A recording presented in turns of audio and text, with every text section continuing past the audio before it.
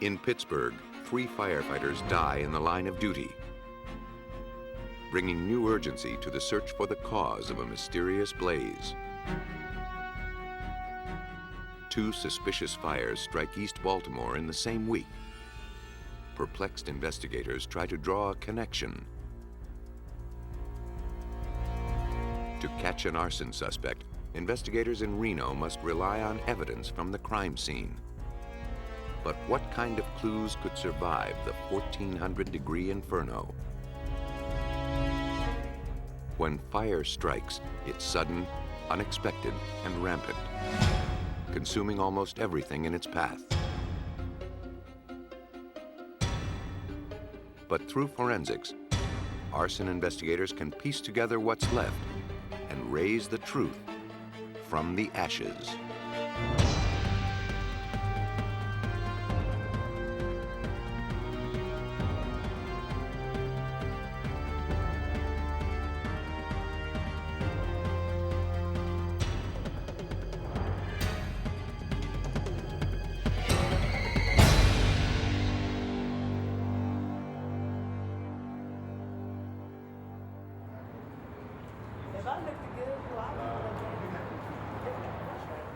Some fires start purely by accident. Others only seem that way. It's the investigator's job to tell the difference. In 1995, the urban landscape of East Baltimore was plagued by a series of mysterious fires.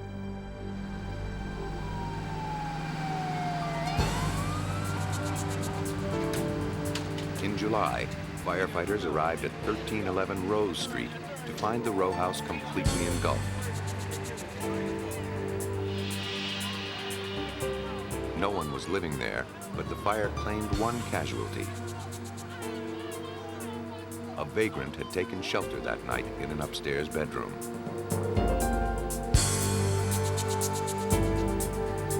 The intrusion cost him his life.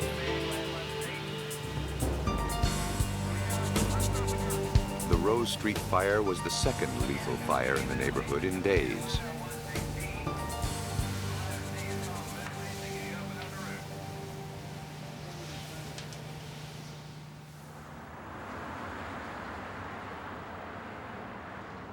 Less than a week earlier, neighbors reported a blast that tore apart a narrow building a few blocks away on Lombard Street.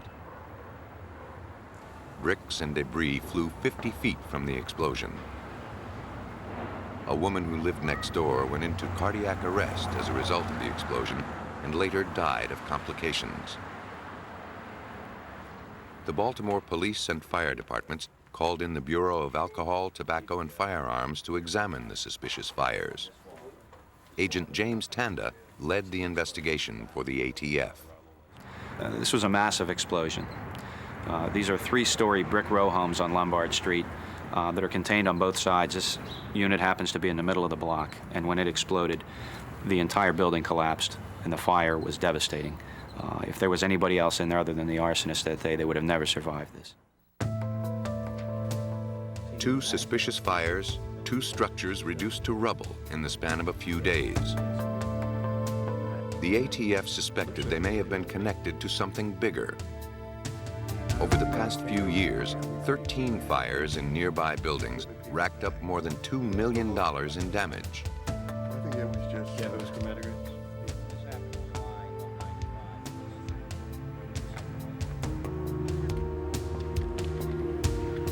Now that fires had claimed 2 lives, the investigation took on new urgency. Any kind of odors or anything noticed? Fearing they were dealing with a serial arsonist, the ATF and the Baltimore Police Arson Squad sought to determine whether these blazes had been intentionally set and if any connection could be drawn between them. Baltimore arson investigator Mark Profili, a criminalist with the Baltimore Police, was assigned the case. People wonder oftentimes how you can take a bunch of rubble and find evidence, and we believe that fire doesn't destroy evidence, rather it creates it. So Bob, we're gonna need some shots in here. Okay. This is where the guy's body was found, Sal. The victim of the Rose Street fire succumbed to smoke inhalation in an upstairs bedroom. Face down on the floor, head toward the back door, the back window. Okay. But the fire had come from below and worked its way to the second floor.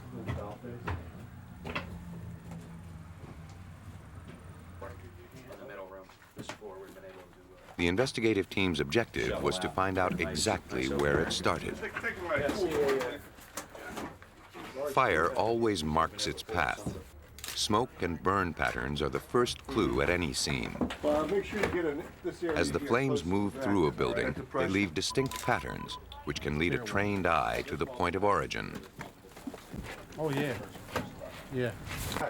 Investigators need to know where a fire started before they can determine what caused it. Carpet. It was a big fire. Ready for a new angle? Yeah. Point of origin is that area of the fire, the exact point where the three elements of a fire would come in together. That would be fuel, heat, and oxygen. And that would be the area, from a forensic standpoint, that we would look for the physical evidence of flammable liquid residues being poured. What investigators found when they examined the floor was a circular area that had been burned much deeper than the surrounding wood.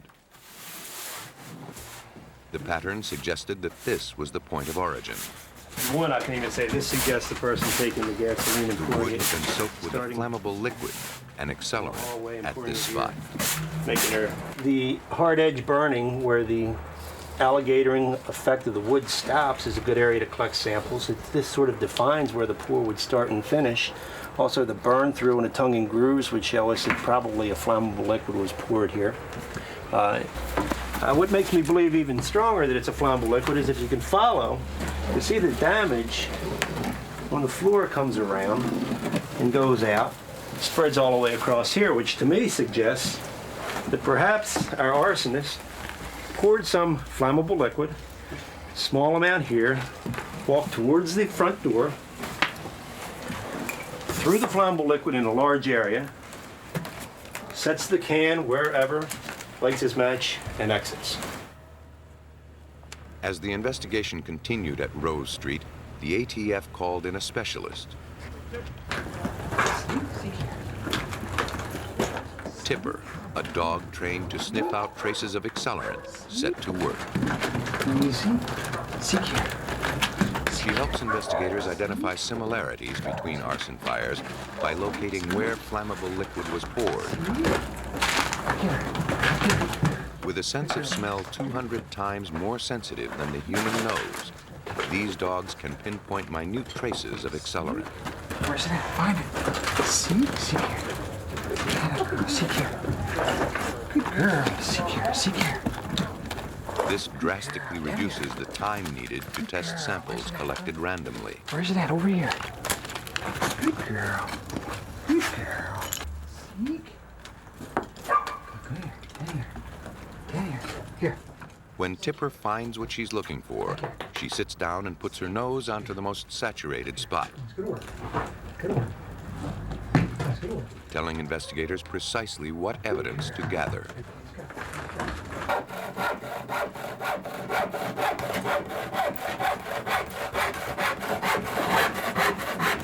Samples are then collected for analysis. Okay.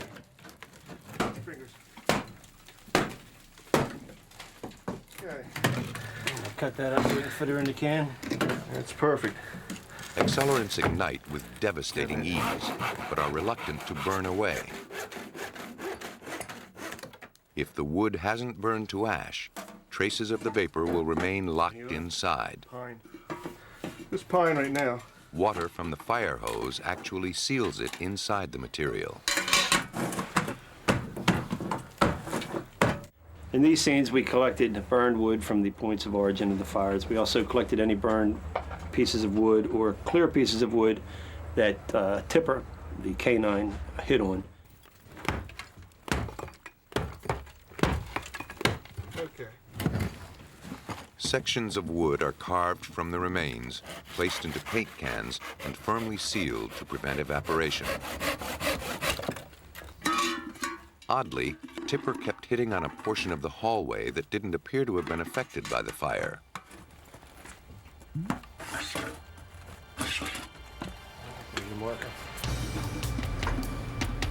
Samples from this spot were sent with the other samples to the Baltimore ATF lab.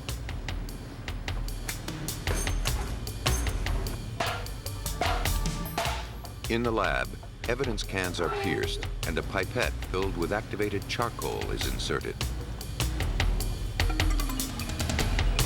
If accelerant is present in the sample, it is absorbed by the charcoal as it vaporizes. The charcoal is then tested for any traces of accelerant. Analysis confirmed that gasoline had fueled the Rose Street fire. Samples collected throughout the house showed that it wasn't just splashed lightly about. The arsonist had probably thought that more gas meant a bigger blaze.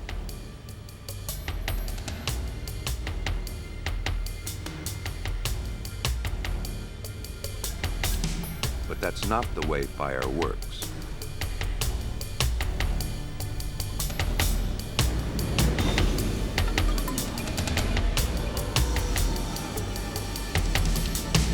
Though the arsonist had accomplished his goal, he was not an expert in the ways of fire.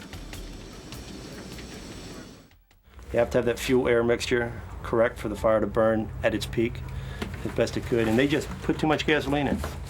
They didn't have, maybe not enough windows open, maybe something, but they just had too much in here. One of the biggest clues was the unburned patch of floor found by Tipper. The ATF found traces of accelerant, but it was faint and far from where the blaze occurred. Show me. Someone had tried to torch this building before. Show me better. Good girl. Could Tipper's curious finding put investigators on the trail of an arson ring? See? See? In the center room. Tipped off by their canine specialist, investigators discovered that 1311 Rose Street had burned before. Jim and I was on. 2 years earlier, the building's owner, Robert Milligan, had received several $1,000s on a fire insurance claim. Any money on this? No, not to my knowledge. Baltimore police interviewed Milligan, a businessman who owned and operated a number of low-income rental units. Serious as far as how? Well, it doesn't appear to have been normal. He told the investigators that the fires may have been set by his tenants, who were angry over recent eviction notices. Quite a coincidence. Meanwhile, an investigation into the explosion on Lombard Street indicated that it too was oversaturated with gasoline. But in this case, the gasoline was spread with a bug sprayer found at the scene. The high concentration of aerosol gas is what caused the explosion. That's where the dog hit up here. It seemed the arsonist had tried to refine his technique. It looked almost like a trail.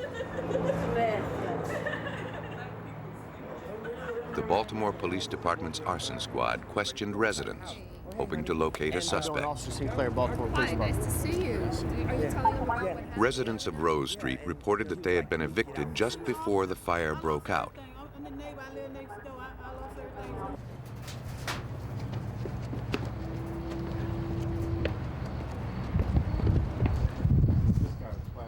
Neighbors near the Lombard Street explosion saw men moving furniture and files from an office in the doomed building, then moving in cheaper desks and cabinets.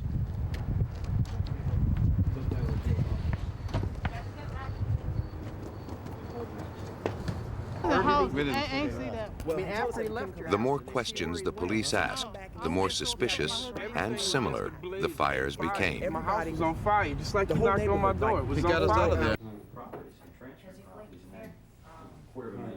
Looking through fire department records, detectives learned that too much gasoline had also been used to start a fire on nearby Bradford Street in June 1995, on Gough Street in April 1995, and on Linwood Avenue in October 1994. Chances are they came all the way over to the...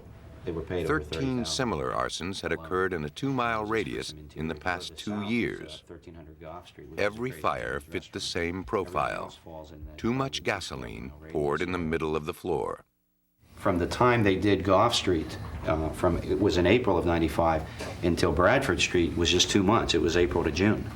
And then from Bradford Street to Rose Street was within days. They actually literally went from June 28th to July 1st to July 4th to July 10th. So in a 2-week period, they did 5 arsons and attempted to do 5 more. Besides their location and their fate, on the surface, the buildings had little in common. They were owned by different people.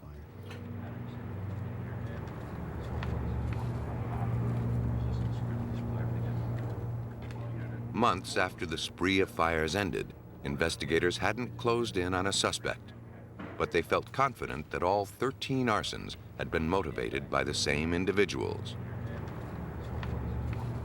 Now they had to find them. And what we tried to do was draw a link between this and all of the other scenes, and we were able to do that through their lab. We were able to find consistencies in how each one was initiated, as well as the accelerant that was used from scene to scene was all consistent. If this were an arson for profit scheme, it would take a massive paper chase to uncover it. Police and ATF started with a background check on Robert Milligan, owner of the Rose Street property. They learned he was in deep financial trouble. His businesses and rental properties were failing. His debt exceeded $60,000. Investigators researched every property that Milligan had ever owned. The names of known criminals kept cropping up as his business partners. The next step was to find out if any of these other men had buildings that burned. Using bank statements, corporate records, and fire department, police, and insurance reports, investigators slowly pieced together a string of insurance payoffs that linked Milligan and his business partners to all 13 fires.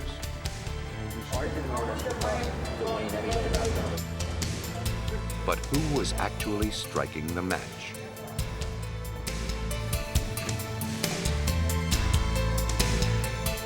The investigation revealed that one of Milligan's business associates was recently imprisoned for robbery. Agents went to the Maryland Correctional Institution to interview him.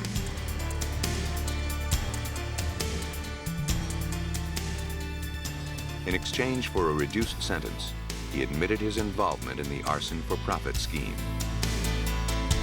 He named another business associate, Paul Beber, as the torch. Beber had been injured in the Lombard Street explosion, he said.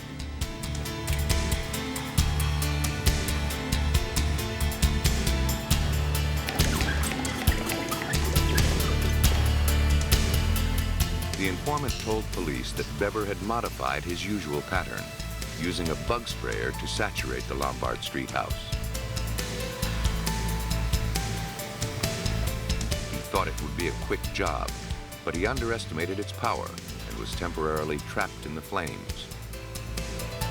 Beber managed to escape and flee with the help of Robert Milligan's brother, Gary.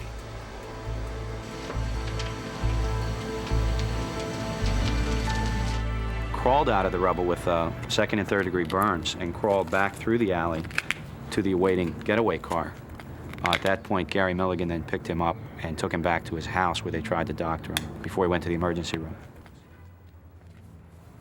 As soon as Beber was released from the hospital, he went into hiding. He was eventually flushed out, apprehended, and arrested. To the getaway vehicle. He was surprised, very surprised that he was caught, that it was over. He was very surprised. He had been running for so long and had led a life of crime since he was 16 years old, that at the age of 32 to be apprehended, knowing that he was charged now with arson, conspiracy, attempted murder, and a bunch of other crimes, he knew his life was essentially over. To close the case, the ATF had to find a way to link Robert Milligan to the arson scheme. A sting was set up. In this surveillance video, he's discussing the arson with his former business associate, who cooperated with authorities under condition of anonymity. Everything's cool, right? With me. Yeah. I mean, can you find out if look Grundy if anybody knows anything about me or if anybody's coming to see me. Listen to me carefully. They told Paul that they know that I'm the mastermind behind it all. It was all the ATF needed. We pay rent. We ain't going nowhere. I don't care. No. Police learned that Milligan hired men to evict his tenants a week before the Rose Street blaze.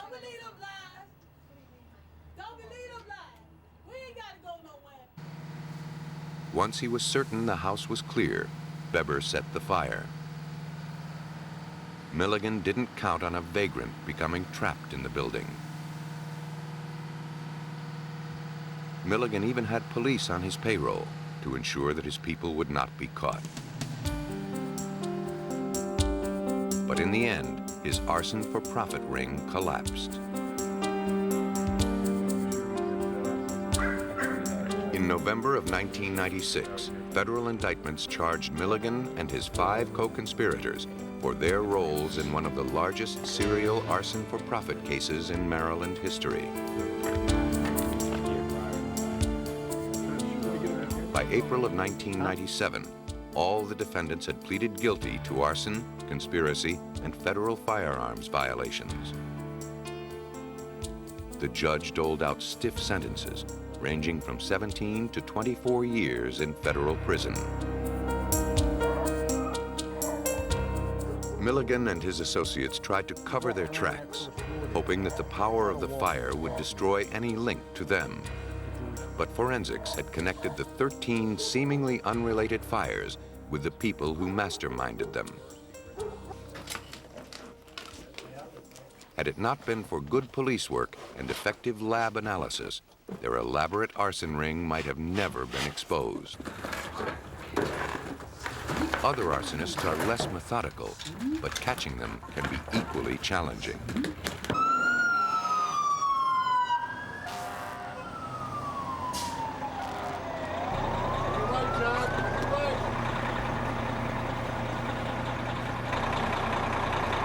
On November 18, 1992, firefighters from the Reno, Nevada Fire Department were called to a large fire.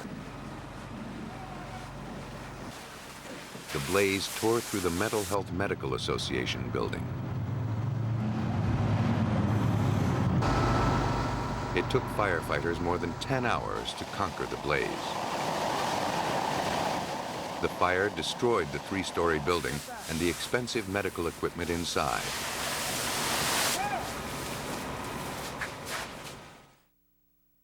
The intensity of the fire seemed suspicious. Forensic investigator William Stevenson was called in to photograph and examine the wreckage.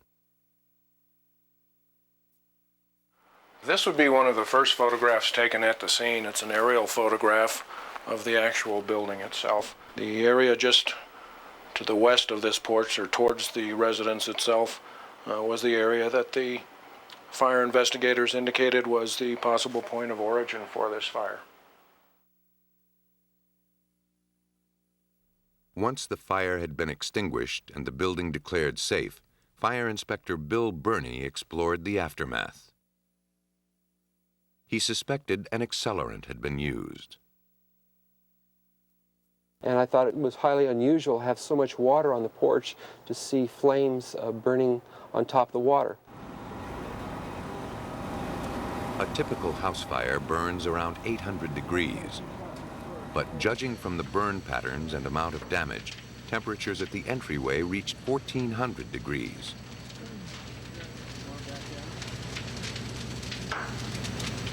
Neither an electrical fire nor spontaneous combustion from oily rags would have produced these patterns. They were clearly signs of an accelerant. They included a well-defined pore pattern and severe alligatoring, indications of intense heat in a short time. Burney and Stevenson looked for something to link the arsonist to the crime scene. Despite Stevenson's careful documentation of the fire damage, no compelling clues surfaced. The destructive capabilities of the fire had actually burned up a lot of evidence. And when I left the scene that day, we had virtually no physical evidence to connect a suspect to that scene. That wasn't surprising. The intensity of the blaze made it impossible for firefighters to enter the building, so the order came to flood it from the outside.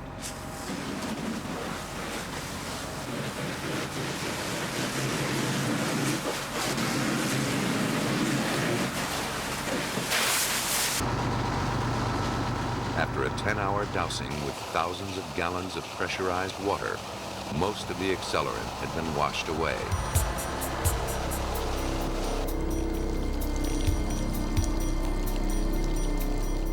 Investigators focused their attention on the front door, the apparent epicenter of the blaze. Near it was a shattered window. Bernie suspected that was where the arsonist poured the accelerant. I determined that the point of entry, how the fire was set, is the suspect used a flammable liquid container, probably a 2-gallon or 5-gallon gasoline, and broke a window and used this motion to pour gasoline through this window, therefore possibly cutting the back of their hand or some portion of their hands. If Bernie was correct, then whoever broke the window may have been cut in the process. Could the arsonist have left blood at the scene? It seemed unlikely. Even if he had been badly injured, the evidence would have been washed away or covered with grime. While the investigators scoured the building for clues, their big break came from across town.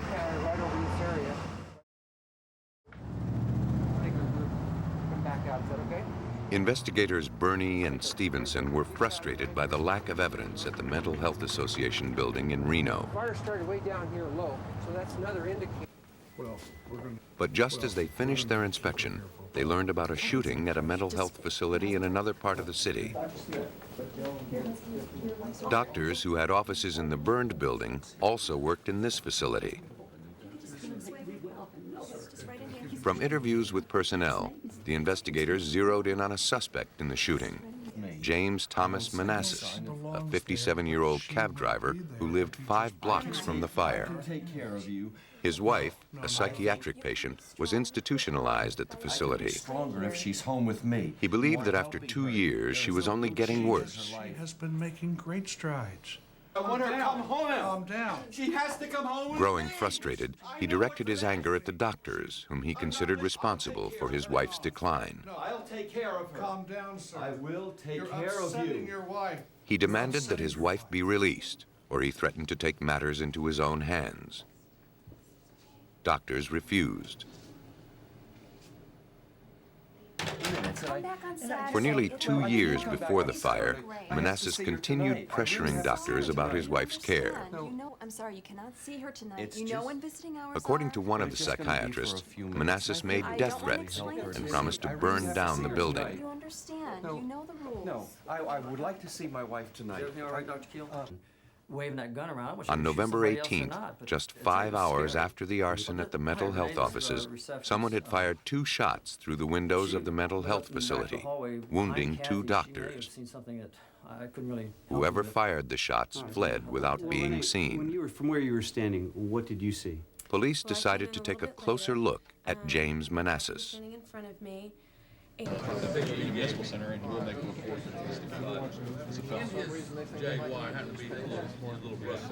Officers went to his house and found him bleeding heavily. Up on Cleveland Street. Both of his hands were severely lacerated. To Cleveland. He was brought to police headquarters for questioning. Manassas claimed that he was wounded with a knife during a mugging the previous night. So you really... We went out to this location in order to try and verify the fact that he had indeed been attacked here and look for possible physical evidence of that attack. When we arrived at the area, we did a very close examination and we did not find any blood anywhere around this particular location. Yeah, that's a nice picture there. Let's get a shot of that. Armed with a search warrant, investigators returned to his house. They found a streak of blood on his car door and several spots of blood inside the vehicle. Kind of stuff here. In the house, they found that Manassas had made no effort to conceal the copious amounts of blood. Oh, we got some blood here. Get a shot of this. In the kitchen, they found blood at the bottom of a bucket.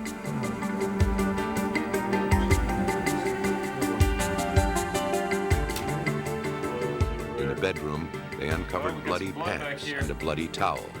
Oh, yeah.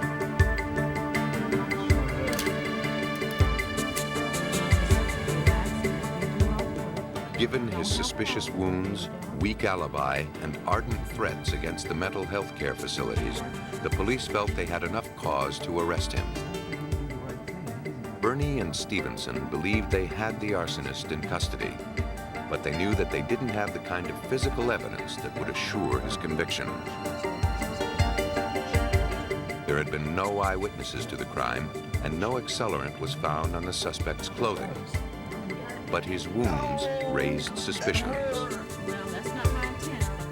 In reality, Reno PD detectives believe that these lacerations were actually caused by the action of the broken window glass to his fingers at the fire at the point of origin. Set fire inside the building on his way out. The only physical evidence to connect him with the scene of the fire would be blood from his wounds, if it survived the inferno. Stevenson was familiar with a laboratory technique in which bloody fingerprints are baked to stabilize them. Was it possible that a viable droplet of blood had been preserved by the intense heat and survived the water and soot? Right by his left foot all the way over to the door. It was a long shot, but at this point, it was all they had. Because of all of the hundreds of thousands of gallons of water that had been used on that fire, the actual damage by the heat and flames, damage by the char and the residue, and the items falling from the ceiling and such, we were a bit skeptical as to whether we would find some blood evidence at that scene. If there was any blood at the scene, it would have been baked into the concrete. The investigators removed 6 inches of burned debris. Then they gently washed down the front porch. As layers of wreckage were moved, a series of brown droplets that appeared to be blood became visible. A marker was placed on each drop. The blood droplets led from the shattered glass down the porch steps. Not knowing how much of the blood would yield helpful information, they collected as much of it as they could.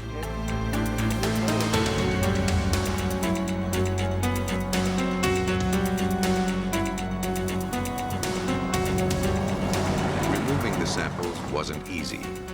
Normally, blood is collected with moistened cotton swabs, but these droplets were much less accessible. The team had to use a scalpel to scrape it from the concrete.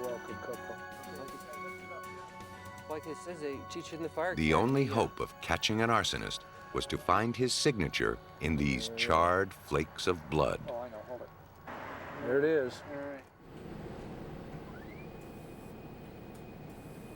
The blood samples collected from the burned steps of the mental health building were sent to the Washoe County Sheriff's Office crime lab for analysis. The serology department did a preliminary examination to confirm that the blood was human. The specimens were then sent to criminalist Rene Romero to determine if viable DNA could be extracted from them. We really didn't expect to get results. The stains themselves looked like something that came from the bottom of a charcoal grill. And high heat is something that can ruin DNA. In fact, the heat had been very destructive. But despite temperatures in excess of 1,400 degrees, Romero was able to extract DNA from 3 of the 11 samples.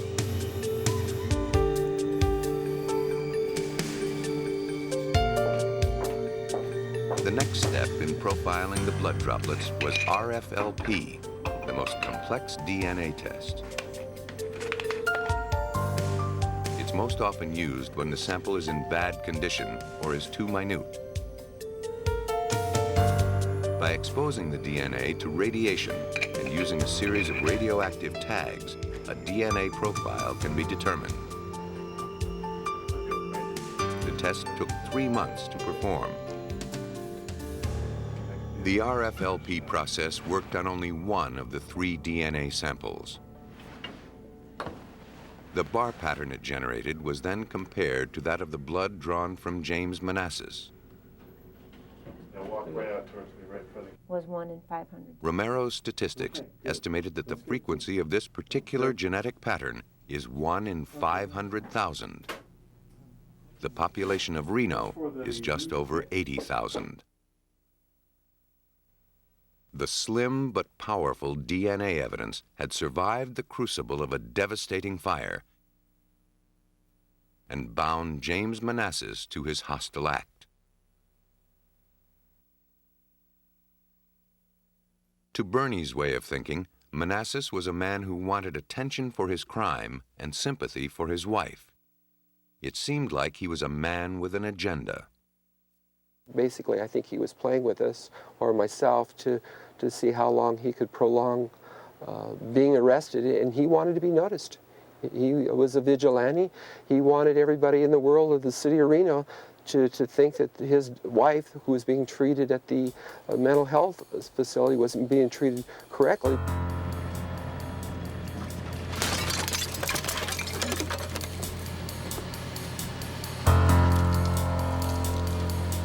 For his crime of arson and the shooting attack on the clinic, James Manassas received 76 years in jail. With a gallon of gasoline and a match, Manassas' stunt evolved into an enormously costly crime, totaling $4.5 million. Fortunately, the fire claimed no victims. The ultimate price is paid when fires turn fatal.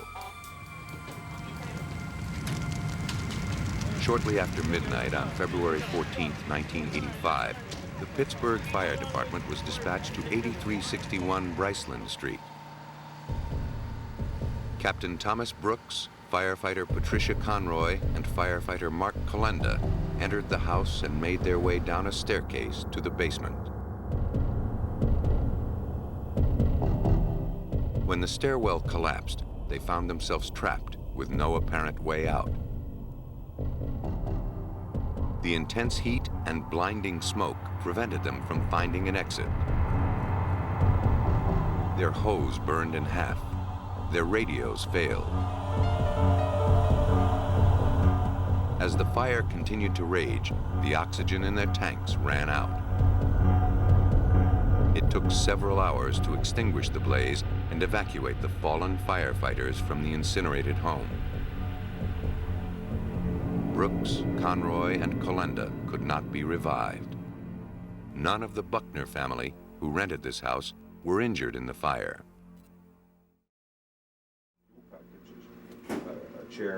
Because the fire turned fatal, the Pittsburgh fire inspector contacted the Bureau of Alcohol, Tobacco, and Firearms.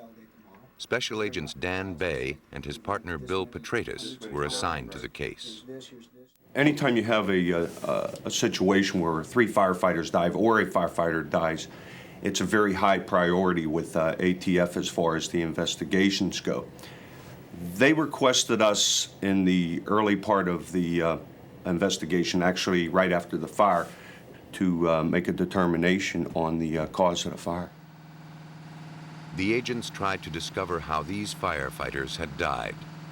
The house, typical of the Pittsburgh area, appeared to be 2 stories from the front, but was actually 4 stories, built into a hill.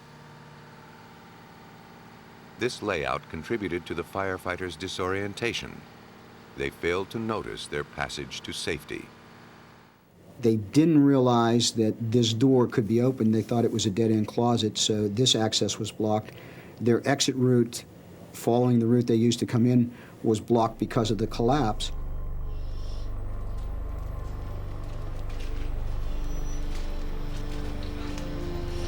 Blinded by smoke, the firefighters felt around the walls, searching for exit windows. When they couldn't find any indentations, they believed they were trapped underground.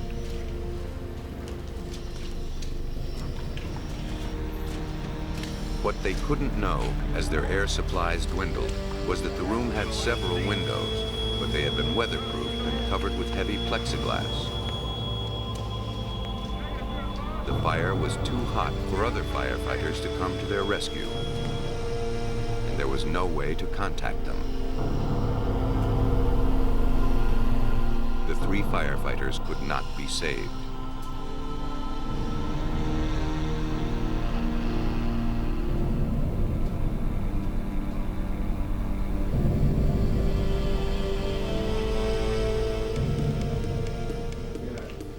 Investigators now had to determine how the fire started. ATF agents surveyed the wreckage. The majority of it was in the basement and attic. This suggested that the fire began in the basement. Then, having extinguished all combustible materials on that level, leapt up to the attic through the spaces between the walls. The absence of frayed wires or damage to the inside of the washer, dryer, water heater, or furnace dispelled the theory that the fire could have been sparked by an electrical glitch. A pile of charred laundry sat in the middle of the soaked floor. When investigators turned their attention upwards, they noticed an odd burn pattern directly above the burned laundry. The marks aroused the suspicions of investigator Dan Petratus. The joists of the ceiling were burned out in a circular pattern that was probably about 12 feet in diameter. That is unusual. So that was one of our early indicators that something occurred in the basement that wasn't typical of a naturally occurring fire. To understand the fire's progression, the ATF team relied on a series of mathematical formulas. By plugging the values for burning textiles into the formula, Petratus determined that a pile of laundry of that size would generate 176 kilowatts of energy. Got anything to seal this with? Yeah, probably 12-foot drop-off. That figure was then factored into a flame height formula. This is a shot down that stairwell. It calculated that the maximum flame height would be only 2.5 feet. It can then be placed in other... The flame wouldn't even reach the ceiling, let alone leave such a large burn pattern. How we could have a fire that would extend... So when we look at a particular fire scene and we interpret the patterns, then the next question we ask ourselves is, does the fuel load that we find in this room have enough energy to create the patterns that we're observing? We need a flame height. Even if the laundry were piled up to the ceiling, it wouldn't create a great enough flame to mushroom out and ignite the joists simultaneously. But factor an accelerant into the equation, and the picture changes. The calculator says 1,300 kilowatts. By adding a single gallon of gasoline to the laundry pile, the flame height increases to 13 feet.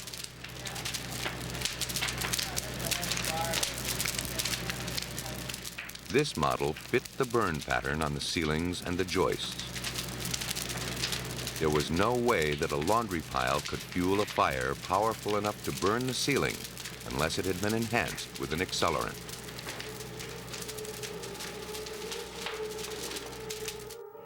When we plug in a material that has the characteristics and energy of gasoline, then that particular material will create the patterns that we have observed. Petratus had located the origin of the fire and determined that an accelerant had been at work there. But collecting evidence to prove his case would be difficult. Burned shreds of laundry had been soaking in water for hours.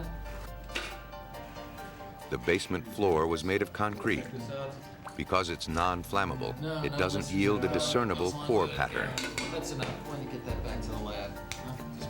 If this case were to be solved, the story would be told in the lab.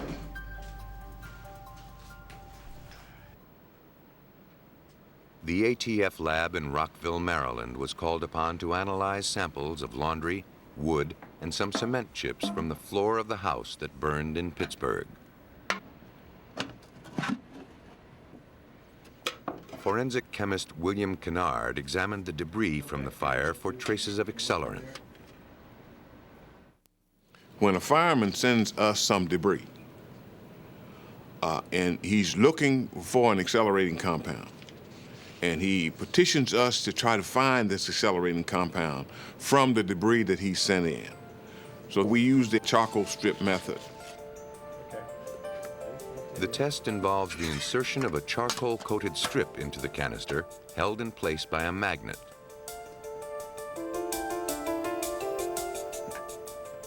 The can is then heated to about 100 degrees Fahrenheit.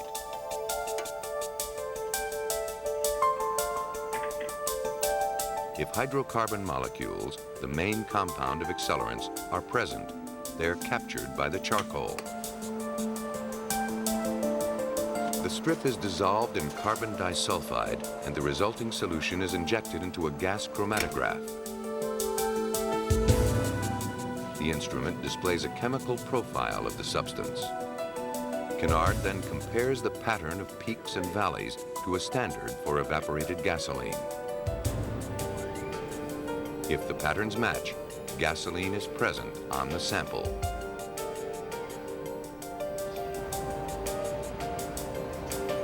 Kennard found remnants of the accelerant in 6 of the samples from Bryceland Street.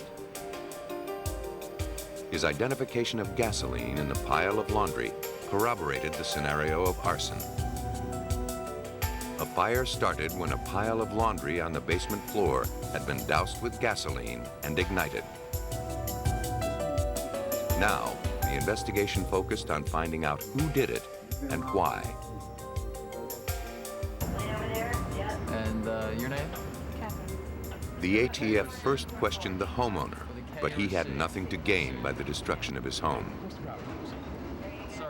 The ATF suspected that the Bryceland Street fire might have been gang-related, but that seemed a dead end.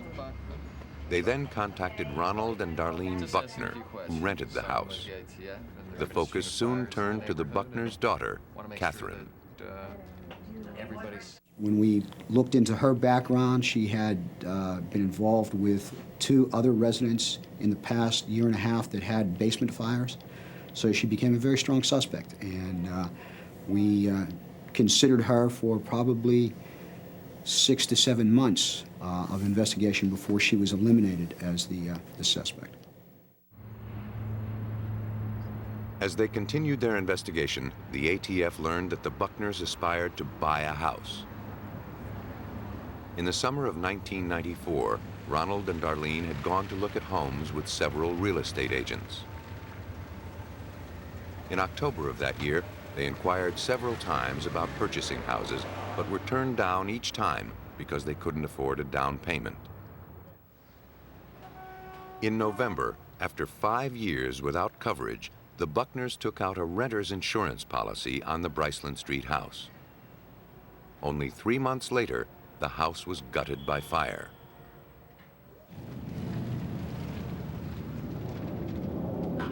The insurance company paid $20,000 on their claim. What the company failed to notice was that the day after the fire, the Buckners resumed their house hunting with new enthusiasm. As soon as they received a check from the insurance company, they put a down payment on a new house, one that they'd been eyeing since the previous year.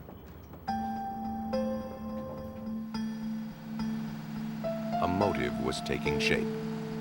Investigators grew increasingly suspicious of Darlene Buckner and her son, Gregory Brown.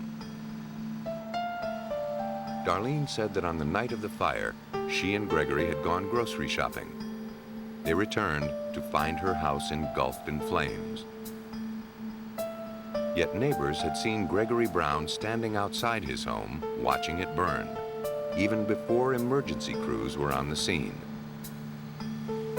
Another neighbor had seen Darlene driving her car near the grocery store alone that night. Shortly after the fire, Gregory had been arrested on drug charges. He had served 90 days.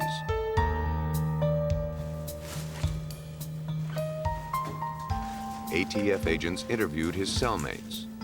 They told the ATF that Gregory bragged about setting the fire that killed 3 people and landed his family in a new house.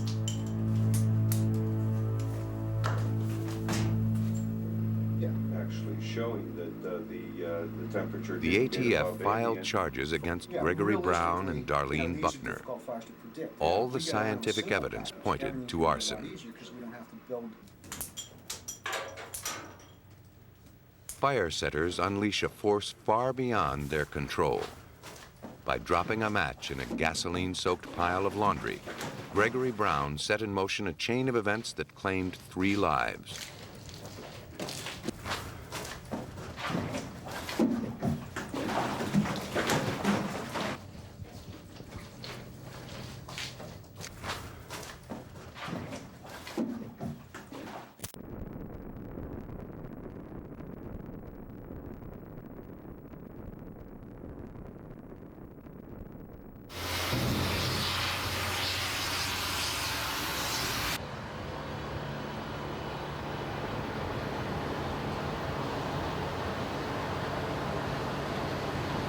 The jury found Gregory Brown guilty of 3 counts of second-degree murder, 2 counts of arson, and insurance fraud.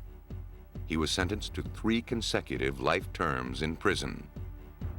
Darlene Buckner was found guilty of insurance fraud, but was acquitted of the other charges. She was sentenced to 3 years and probation and fined $5,000.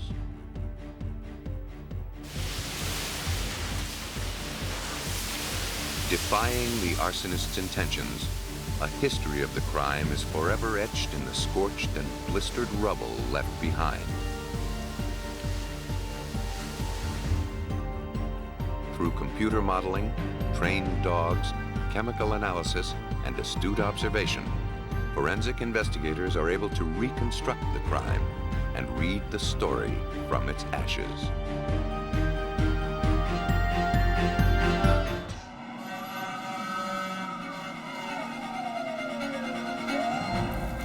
A deadly house fire in Boise, Idaho claims the lives of a father and his 2 young stepchildren. As investigators sift through the ashes for answers, they uncover evidence that the blaze was no accident.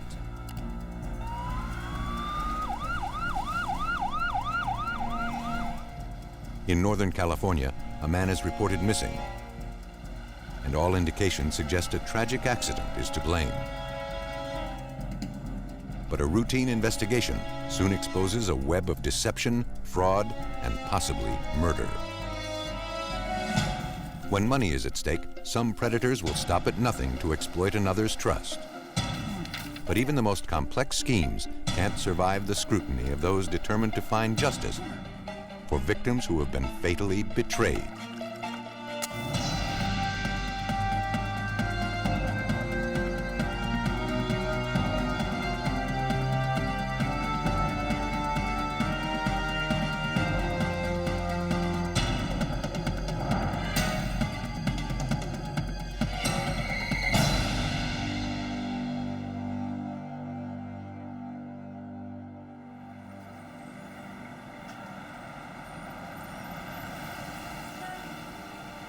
Nestled in the western foothills of the Rocky Mountains, Ada County, Idaho is home to the state capital of Boise. It is also home to some 400,000 residents who work, live, and play here. This is the fire department. In the pre-dawn hours of February 10th, 1992, emergency dispatchers received a 911 call. A man reported that his house, a 2-story duplex, was on fire. And he believed a family of 4 who shared the house was still trapped inside.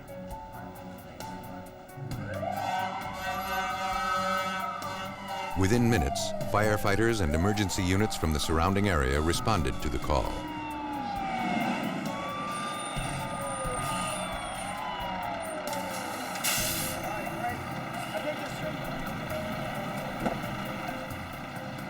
Fire and smoke consumed the duplex.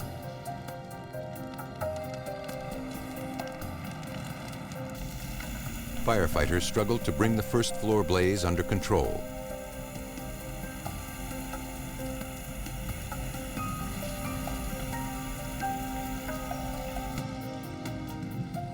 Rescue workers fought their way through the flames and thick smoke to see if anyone had been trapped inside. In a second-floor bedroom, they discovered a man lying motionless on the bed.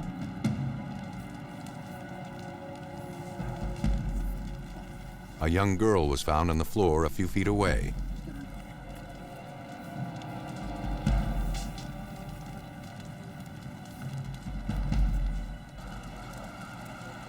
As the search continued, firefighters recovered the body of a young boy in a nearby bedroom. All of the victims were rushed outside for treatment.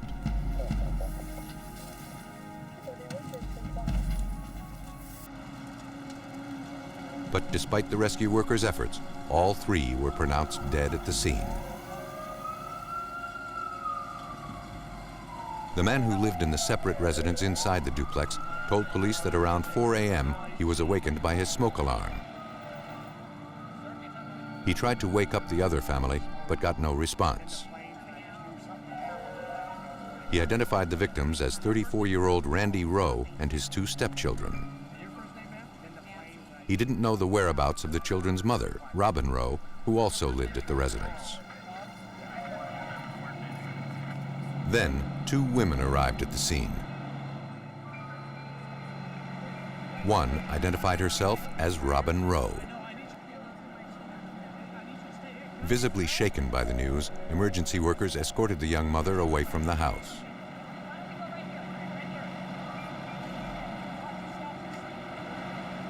Her friend, Joan McHugh, told police that Robin had fallen asleep at her house earlier that evening. Robin had awakened her just a short while earlier and wanted to return home. She had a premonition that something bad had happened to her family. All of the victims' bodies were removed from the scene and transported to the medical examiner's office for autopsy.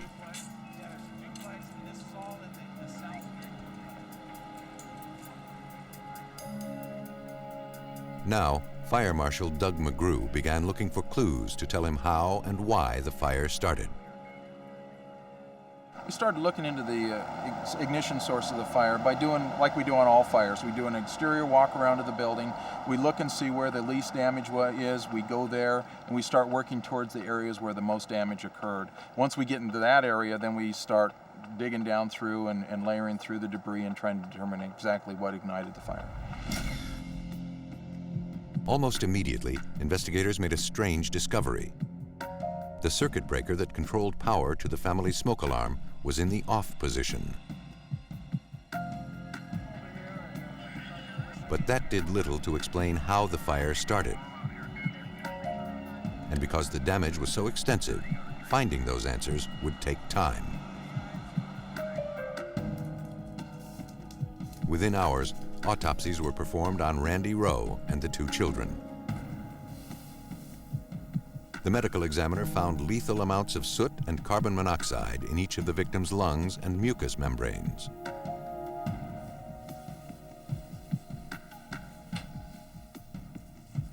He concluded that all 3 had died as a result of smoke inhalation caused by the fire. As the search for the fire's cause continued into the morning hours, arson investigators sifting through the ashes made a troubling find. On the carpet and in a charred pile of laundry, they discovered burn patterns suggesting a flammable liquid had been poured over the area. And the spot was just inches away from vents that circulate air throughout the residence. Investigators collected several pieces of the charred remains for further analysis. All indications were pointing to arson. And that suggested that the fire that had claimed the lives of the 2 young children and their stepfather had been intentionally set.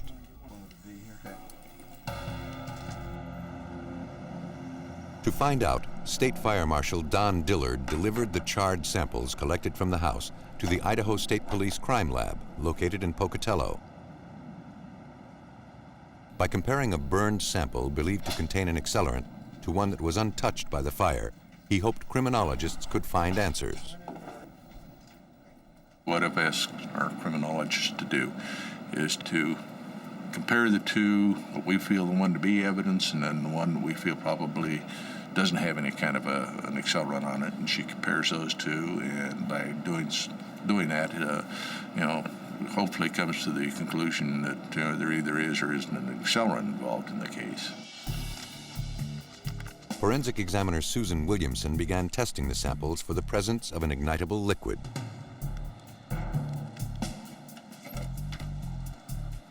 First, Williamson inserts a strip of charcoal ribbon in the sealed cans that contain the charred samples. Then, the can is placed in a chamber and heated for several hours. If any flammable substance is present, the heat will turn it into vapor, which will then be absorbed by the charcoal strip. Once the evidence has been heated, the charcoal strip is removed from the can.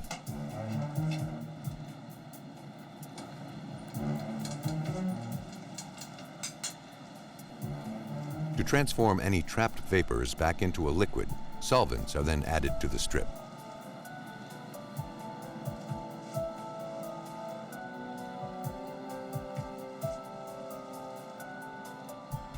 The resulting liquid is then subjected to sophisticated detection equipment that measures for the presence of known flammable substances.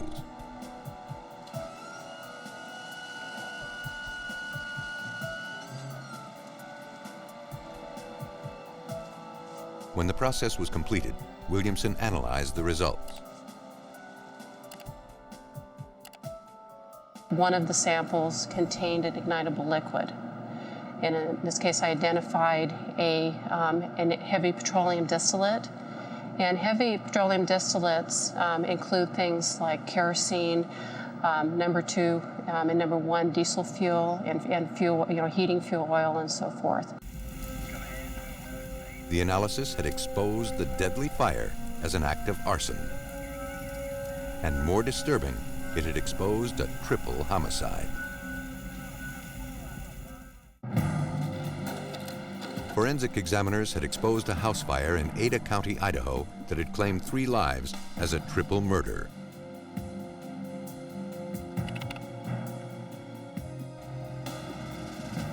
The findings were passed on to homicide investigators. Looking for answers, detectives turned to Robin Rowe, the wife and mother of the 3 victims. When asked why she wasn't at the residence on the night of the fire, Robin explained she had been staying at her friend's house. Over the past few months, her marriage had been falling apart. Well, that was the strange thing. In fact, Robin believed that her husband Randy might have intentionally set the deadly fire.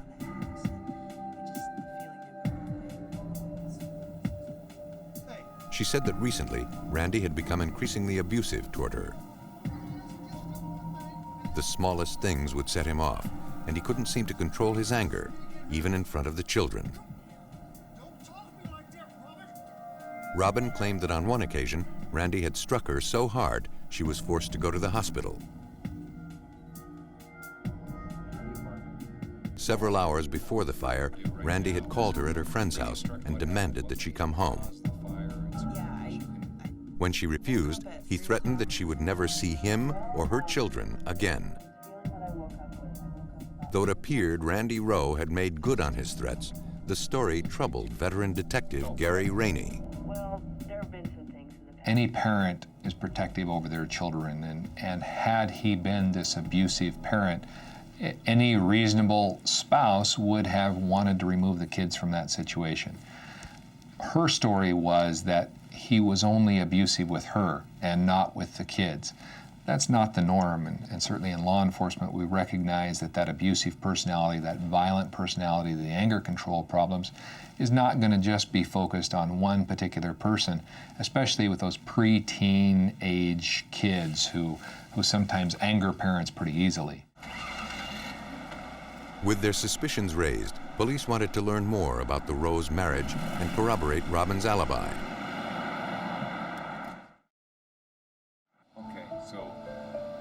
They began with Joan McHugh, the woman who had been with Robin at the time of the fire. Well, there was some abuse problems. Because of Randy's abuse, Robin, she said, had been staying with her.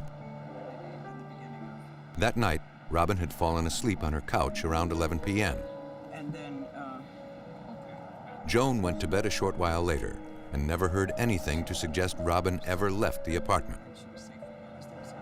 Joan had no doubt that Robin was a victim of domestic violence. And she said that it had been going on for quite a while, but she had never said anything to anyone. And it just seemed to escalate over a period of, I don't know, about 4 or 5 weeks. And a few times she came here, 10 or 11 o'clock with the children, because they were escaping from Randy.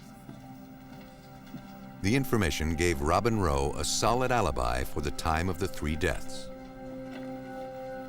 And the result of the forensic analysis had made it plausible that Randy Rowe had in fact killed himself and his 2 stepchildren in a vengeful act of rage. But that theory would not go unchallenged. I learned that there had been some domestic violence going on. But then as a couple other people called, and I learned that there wasn't domestic violence going on according to them. And so it just started not adding up very well. To learn more, police brought in Randy Rowe's sister to answer questions. Any signs that Robin or the kids were the victims of any kind of violence, any bruises by anybody? She didn't believe that Robin was the victim of domestic violence, as she had portrayed herself to be. Never any discussion? Though Randy and Robin had begun to fight more and more, he was not a violent person. The kids were Randy's life. His sister knew that he never would have harmed them. And according to the sister, Robin treated Randy as little more than her kid's babysitter. As a result, Randy talked openly about the possibility of divorce. But he loved the children as if they were his own. And the kids made it clear that they didn't want Randy to go. The children had, at one time, reportedly told Robin that they wanted to stay with Randy and not go with her. And of course, they were Robin's natural children and not Randy's. To resolve all of the conflicting information about the couple, investigators decided to take a closer look into Robin Rowe's background. What they found was shocking. According to records, Robin had tragically lost a son nearly 15 years earlier. Her 6-year-old boy had died in a suspicious fire at her California home. Arson investigators were never able to determine a cause of the fire. But for Idaho police, the similarities between the tragedies had to be more than coincidental. Robin Rowe was now emerging as the prime suspect in the deaths of her husband and 2 children. But with an airtight alibi and no obvious motive to explain such an unthinkable crime, police knew that proving it would not be easy. Police in Ada County, Idaho, struggled to find answers in a deadly house fire that had claimed 3 lives. Robin Rowe, the wife and mother of the victims, had an airtight alibi for the night of the murders. But all of the evidence was pointing to her as the prime suspect.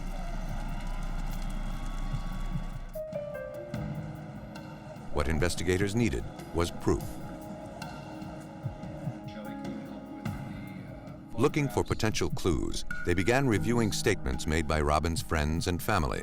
Husband's kids. They found that one friend had stated that a few days prior to the fire, Robin had mentioned that she had rented a storage unit and had taken some of her belongings there. The timing of the rental was too close to the murders for police to ignore. Detective Gary Rainey followed up on the lead. Soon, he was able to locate the unit that Robin had rented. With a warrant in hand, investigators were dispatched to the storage unit. There, they found boxes of personal papers belonging to Robin. Among the items was an envelope filled with several $100s in cash and bingo receipts from the YWCA where Robin Rowe worked.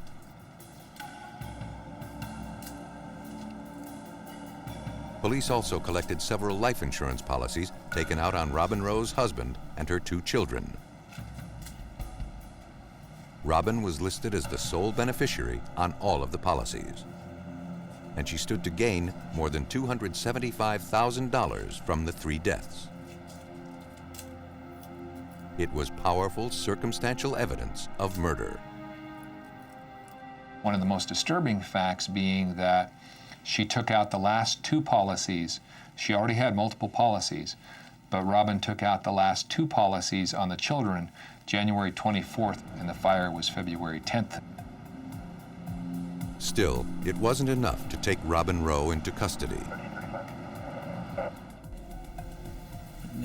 Police began interviewing Robin's co-workers at the YWCA. The manager was surprised to learn that cash and receipts had been found in the storage facility. Robin had reported that proceeds from the Y's last bingo game had been destroyed in the house fire that killed her family. Though authorities lacked hard physical evidence of murder, they now had proof of embezzlement. The prime suspect in the triple homicide investigation was placed under arrest and charged with grand theft.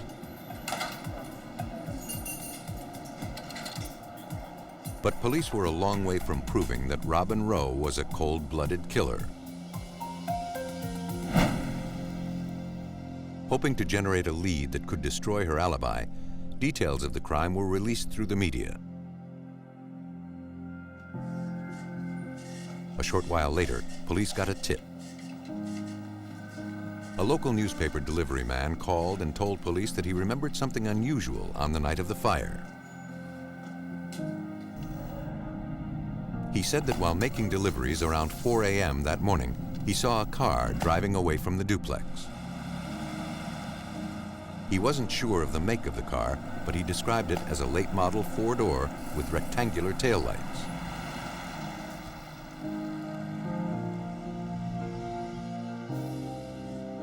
Detective Ken Smith asked the delivery man to come down to the station. We had, prior to his arrival at the sheriff's office, had arranged to have vehicles similar to Robin Rowe's vehicle in the back lot, and Robin Rowe's vehicle was in the back lot. We walked him into the lot and asked him to look for vehicles that, or look and see if there were any vehicles that matched the description of the vehicle that he had seen in the subdivision on the morning of the fire. When he observed Robin Rowe's vehicle, he immediately pointed to that vehicle and stated that it was the same body style, same color, and resembled the car that he had seen. You sure? Definitely. The witness had placed a car similar to Robin Rowe's near the crime scene just a short while before fire consumed the duplex.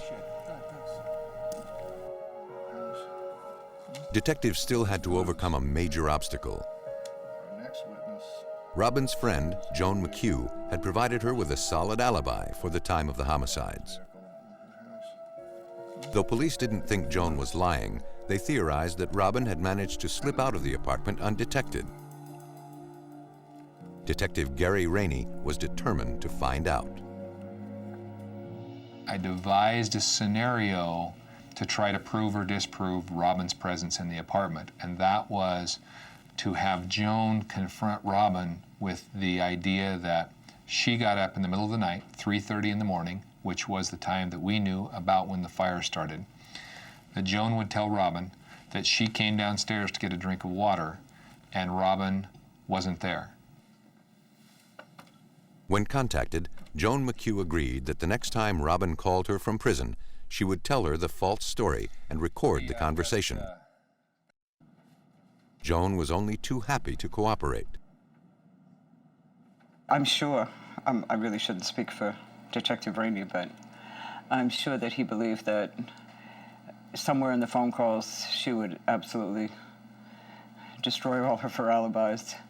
And I just knew that she was going to explain everything, and he was going to feel like a fool because she was innocent. There is no way a mother kills her children. And so I agreed to tape the phone calls.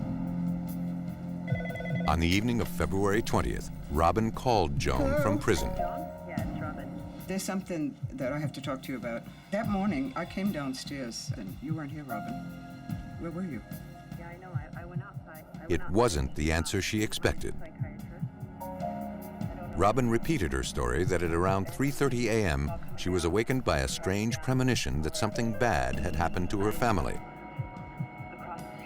But now, she added that she then contacted a psychiatrist and left the apartment to speak with her for over an hour. On tape, Robin had destroyed her alibi. Joan McHugh was devastated. It was terrible. And I didn't know what to do after. It was on a tape recording. And it was like, you know, do I call Gary or do I just take this thing and throw it in the trash and no one will ever know? But I would have known. And it probably sounds dramatic, but Randy and the children deserve better than that. So I called Gary. Police finally had enough evidence to charge Robin Rowe with 3 counts of first-degree murder. Based on the evidence, detectives believe that in the early morning hours of February 10th, Robin Rowe slipped out of her friend's house and returned to her own home. She turned off power to the smoke alarm.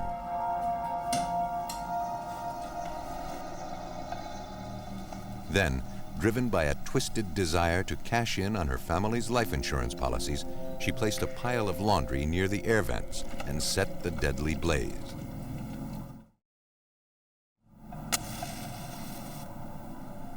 After murdering her husband and 2 children, Robin calmly returned to Joan McHugh's house to establish her alibi.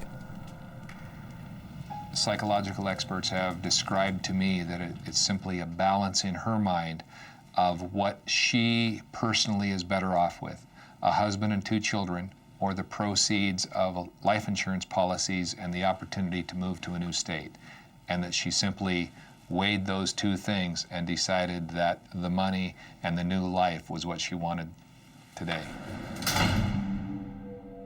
Robin Rowe was convicted of arson and 3 counts of first-degree murder in the deaths of her husband, Randy, and her 2 children. She was sentenced to death.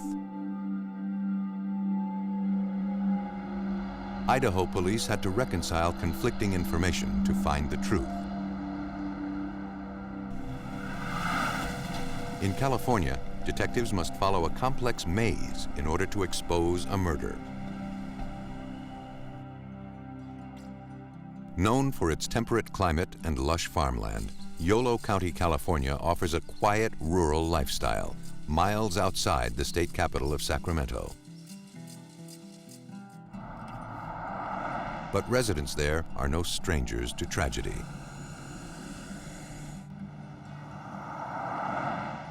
On the morning of February 5th, 1997, 911 dispatchers at the Yolo County Sheriff's Department received a call from a concerned mother. Do you have a responsible on that? She feared that her son was missing. Deputies responded to the home. Patty Howard told the officer that she hadn't seen or heard from her 18-year-old son, Nick, since the previous evening. Patty said that the night before, Nick had helped her close up the auto body shop that the Howard family owned. As they were leaving, Nick said he had to retrieve a wallet he had left behind at a nearby restaurant. He told his mother he would be home in a couple of hours and said goodbye.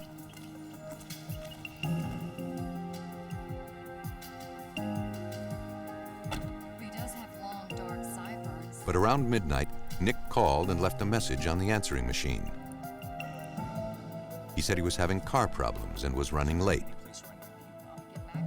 But he never made it home that night. The family was very close, and it was completely out of character for Nick not to call and check in.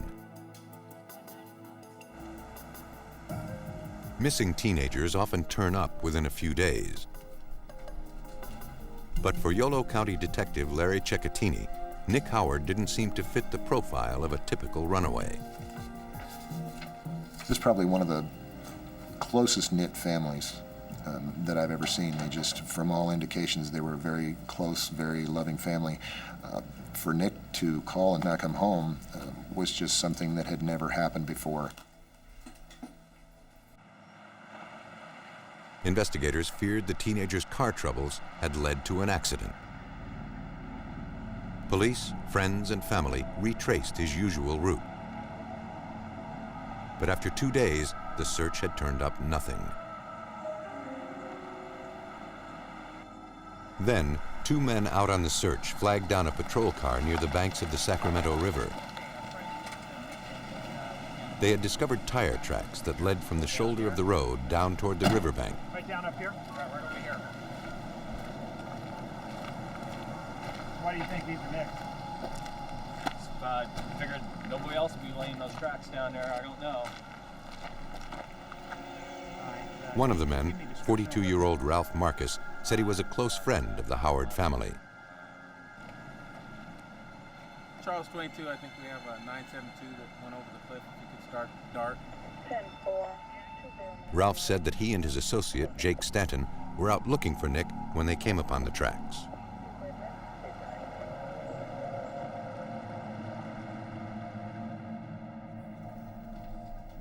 Unsure if the discovery was related to Nick's disappearance, Detective Cecchettini was contacted. He knew that stretch of highway well, and the news was not encouraging. That's what I was thinking. This strip of roadway is a winding strip of river road. There are no guardrails on our county side. Quite frequently, inattentive or sleepy drivers do go into the river. Search and rescue units from the Yolo County Sheriff's Department and officers from the California Highway Patrol responded to the scene.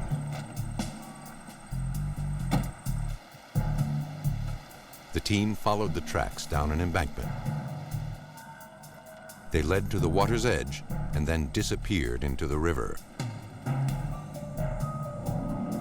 Members of the Yolo County Boat Patrol and rescue divers began scouring the river.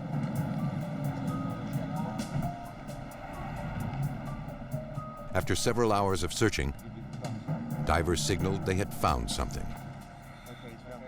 16 feet below the surface, they had discovered a vehicle resting on the riverbed.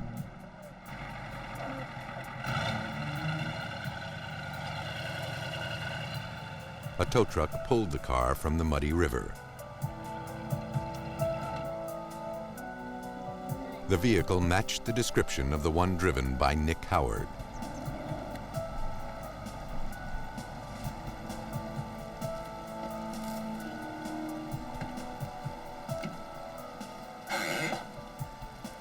A wallet recovered from the passenger seat contained the driver's license of the missing teenager. Examiners began searching the vehicle for clues. On the floorboard, they found Nick's prescription eyeglasses. They were bent, as if his head had violently impacted the dashboard or the steering wheel. Then, police noticed that a film of oil coated the vehicle's interior. It appeared to have come from an opened container of motor oil located in the back seat. The vehicle was towed to a police impound lot for a more thorough examination. Officers and divers from the boat patrol continued searching the area for any signs of Nick Howard. But there was no trace of the teenager. And if he was unconscious and not wearing his seatbelt when he went into the river, the powerful currents had likely carried his body miles away. With so many unanswered questions, police looked for clues to explain the accident. But aside from the tire tracks at the side of the road, little else was found. Usually if the vehicle went into the water at a high rate of speed, you're going to have a lot of broken rocks, you're going to have debris, possibly some skid marks. some significant physical evidence.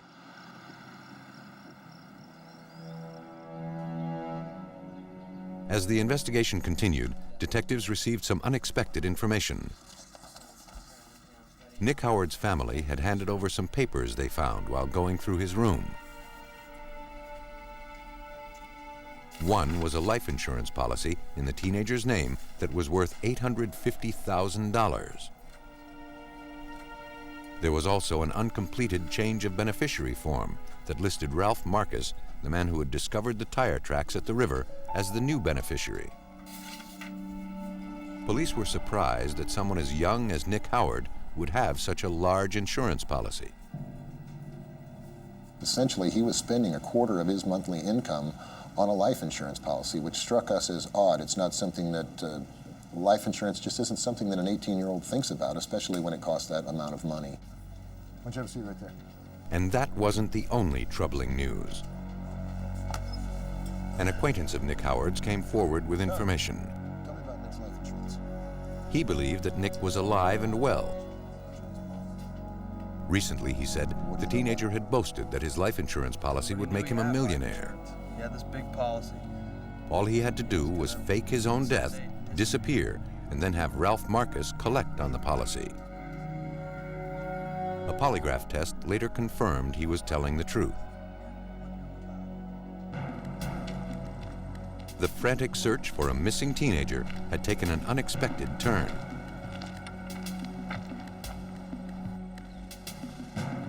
Now, investigators had to consider that Nick Howard had staged the auto accident and his own disappearance.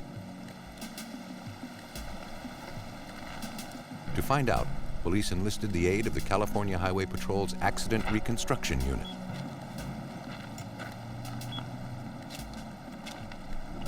Using the tire tracks found by the side of the road as his guide, investigator Steve Walker surveyed the scene.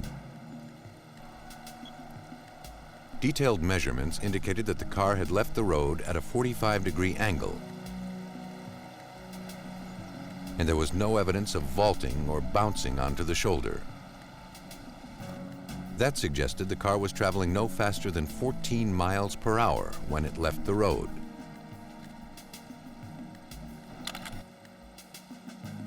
It was unlikely that a sleeping or inattentive driver had caused the vehicle to end up in the river. And there was no evidence suggesting that a collision had taken place. There was no debris, there were no fluids, stains on the roadway. There was nothing that you typically see in a traffic collision. It was very, very anomalous. And it likewise fit the idea that the car had not departed from the roadway in a violent manner, that it was set up to leave the roadway in a more controlled manner. Police next examined the engine of Nick Howard's car, looking for any mechanical problems that could explain the accident. Almost immediately, they found a clue. A plastic bottle cap had been intentionally wedged into the engine's throttle, holding it open. And the cap had originated from the opened container of motor oil recovered from the vehicle's interior. With their suspicions raised, police turned to auto expert Charles Radford of the California Highway Patrol.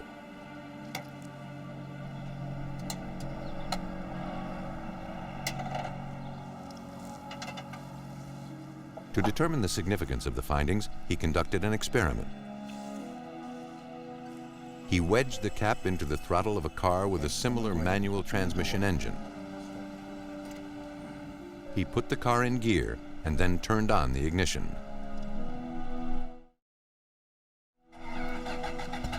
The engine revved up to 6,000 RPMs and then lurched forward. And we could get speeds in second of as high as 20 miles an hour, and in fourth gear it was approximately 15 miles an hour within a 100 to 150 foot range. What this shows is that it would be very easy for someone to be able to take a car and put it in the river by use of an oil bottle cap.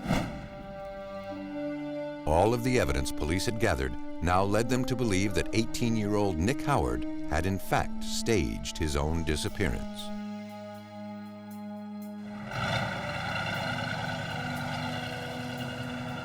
and now he was wanted for questioning in the elaborate insurance fraud scheme. But so far, all efforts to locate the teenager had turned up nothing. Police in Yolo County, California continued their search for 18-year-old Nick Howard. While looking for answers, they uncovered evidence suggesting the teenager and his friend, Ralph Marcus, had staged the disappearance. It appeared to be an elaborate scam to collect on a life insurance policy worth $850,000. But with Nick Howard's whereabouts uncertain, police turned their focus to Ralph Marcus, the beneficiary of the insurance policy. A background check on the 42-year-old heightened Detective Larry Cecchettini's suspicions that the disappearance was in fact a hoax and that Ralph Marcus was somehow involved. Ralph Marcus had done thefts, identity scams, insurance fraud, bankruptcy fraud. He was a drug runner. Under questioning, Ralph Marcus denied any involvement in Nick's disappearance. And he knew nothing about any insurance scams. Tell me about your relationship with Nick. Ralph said he had been a friend of the Howard family for years. Nick was like a godson to him. He was shocked to learn that he was the beneficiary of Nick's life insurance policy. Ralph said he wasn't interested in the money. Police sensed he was lying. But with no hard evidence, they had no choice but to release him. The investigation was going nowhere. Then, on February 25th, 1997, 3 weeks after Nick Howard disappeared, Yolo County Police got a break.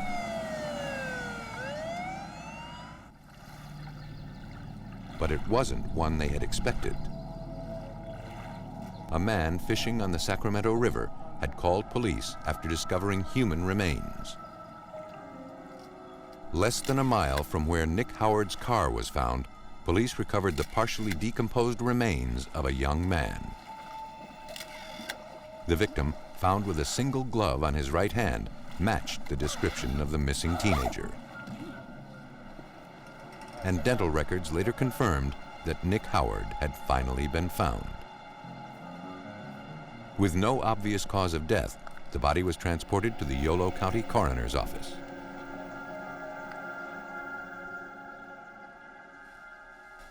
There, forensic pathologist Dr. Brian Peterson began looking for answers. Here's some pictures of the body, how we found them on scene.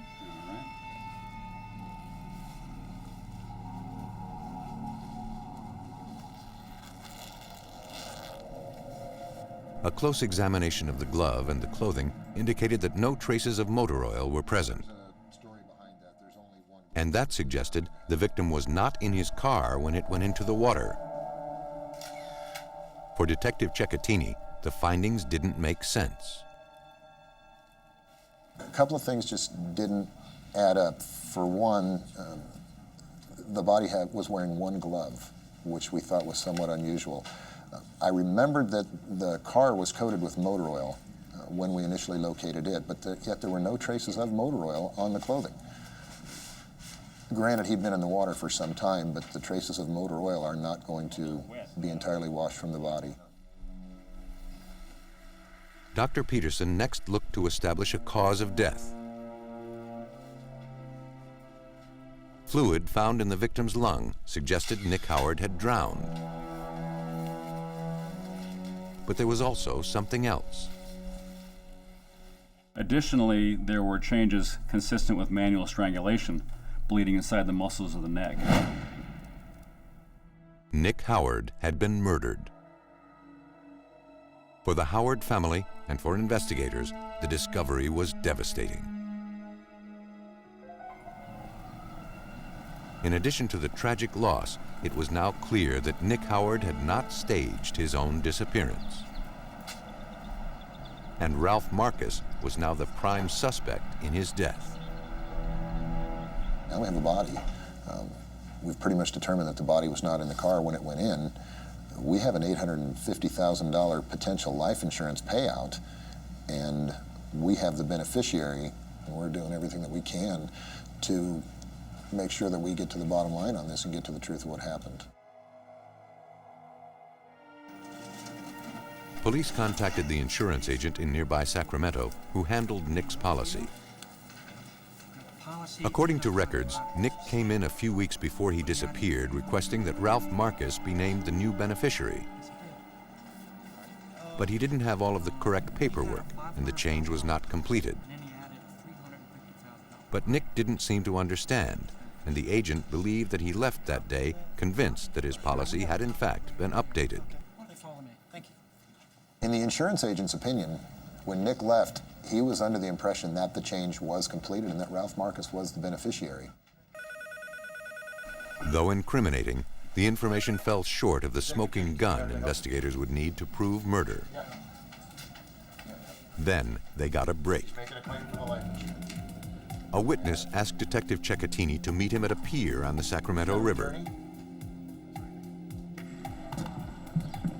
Jake Stanton, the man who was with Ralph Marcus when the tire tracks were discovered at the river, believed he had important information about the case. Jake said that shortly after Nick went missing, Ralph had asked for his help in searching for the teenager. While driving along the Sacramento River, Ralph pulled up to the pier. He said it was one of Nick's favorite spots. As they searched the area, Jake saw Ralph Marcus walk to the end of the pier toward a black glove. As Jake turns around, he sees Ralph ditch the glove off the top of the pier. Before Jake even says anything, Ralph mentions to him, "I was trying to get the glove."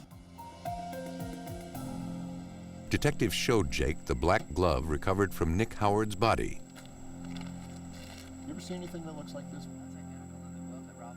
He was certain it was identical to the one Marcus had kicked off the pier. Jake was adamant about the fact that Ralph was trying to kick the glove off so that it could not be recovered. The significance of this is that we had never told anybody that when Nick was found, he was wearing one glove. The information brought police one step closer to proving that Ralph Marcus had murdered 18-year-old Nick Howard. But so far, all of the evidence was circumstantial. Police in Yolo County, California were now certain that 18-year-old Nick Howard had been murdered for his life insurance policy, worth $850,000. All of the evidence suggested that Ralph Marcus, the beneficiary of the policy, was responsible.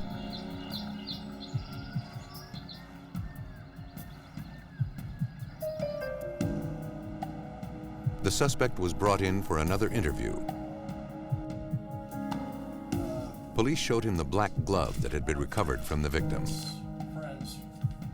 Though witnesses saw Marcus kick an identical glove into the Sacramento River, he claimed he hadn't seen one like it before. Marcus continued to insist that he had no knowledge of Nick's life insurance policy and was in no way involved in his death. He pointed to the fact that he had gone to great lengths to help find Nick after he disappeared. But detectives believe that Ralph Marcus had only done that in order to divert attention from himself. Thank you very much. Authorities obtained a warrant to search the home Ralph Marcus shared with his mother. There, they found several documents relating to Nicholas Howard's insurance policy. And Marcus was in the process of filing a claim for the $850,000. The suspect was well aware of Nick's life insurance policy, something he had repeatedly denied. He was placed under arrest and charged with first-degree murder. Police believe that Ralph Marcus was able to get 18-year-old Nick Howard to agree to stage his own death after making him the beneficiary of his life insurance policy. But Marcus never intended to split up the money. Once the plan was in place, he beat and strangled the teenager then tossed him into the river to die.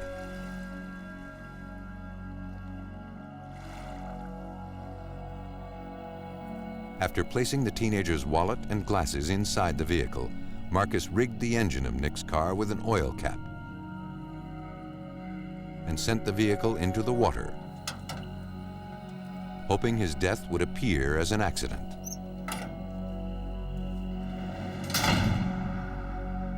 Ralph Marcus was convicted of the first-degree murder of Nicholas Howard and sentenced to life in prison.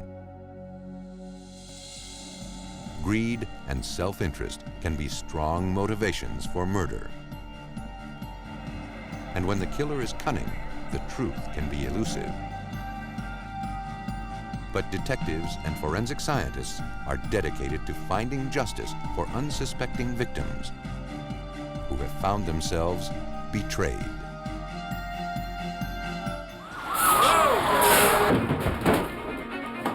Georgia investigators are relieved to find no one at home during a house fire. But as forensic examiners know, first impressions can be deceiving.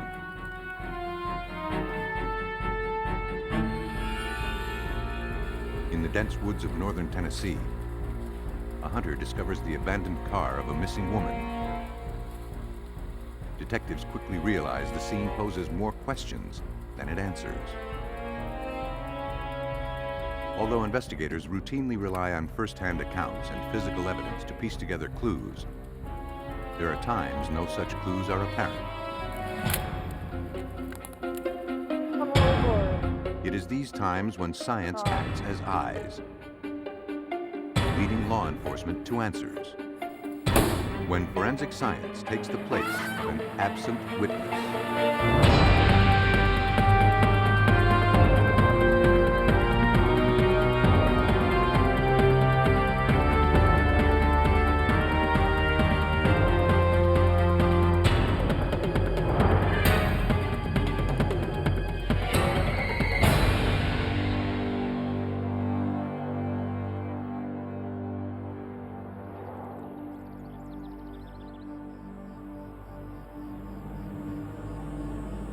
In this episode, some of the names have been changed. The Savannah River is at once both tranquil and mighty. Its waters run fast and deep. Beneath its surface lies a murky world full of dark secrets.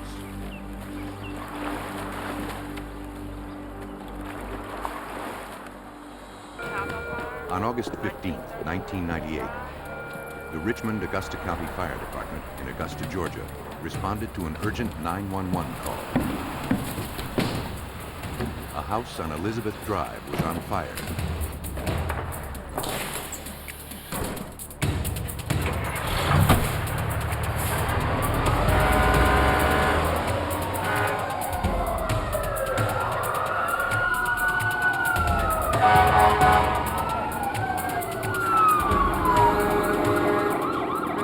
Investigators arrived as dense smoke consumed the house.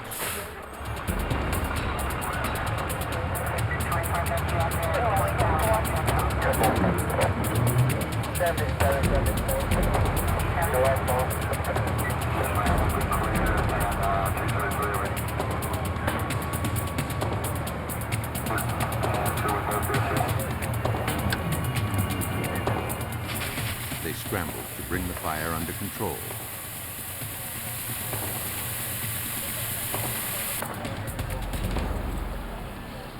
As firefighters made their way through the smoke, they detected the faint smell of gasoline.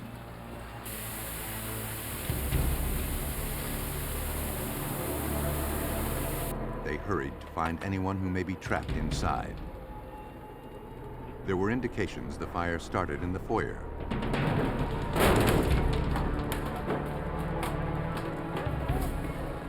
Although the bedroom was filled with smoke, there was little damage from the fire.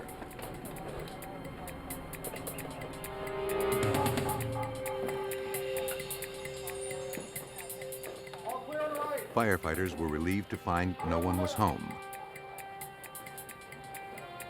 It was now up to arson investigators to determine the cause of the fire. Neighbors told police a man named Al Hamilton owned and lived in the house. They hadn't seen him since yesterday, and his car was gone. Okay, does anyone else live here with him? I don't think anybody lives. The Richmond County Sheriff's Department began a routine investigation. To investigator Dwayne Piper, there were many unanswered questions. My initial impression of the scene was that there was foul play involved. The fires did not seem to start from the actual walls themselves. They seemed to originate just out from the wall. And in my mind, that suggested that it wasn't an electrical fire.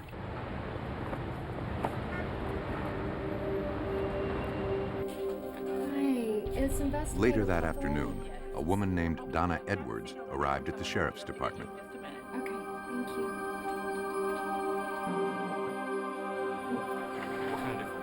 She said she was Al Hamilton's girlfriend and was concerned when he missed their date. She drove by his house and panicked. His house was burning, and they said I should come. Well, we've been to the house, and I can assure you Al was not in the house. Donna was relieved to hear that no one was injured, but she was still worried. No. I haven't even talked to him since last night. The last I saw of him, It wasn't like him to just take off without a word. He tells me everything.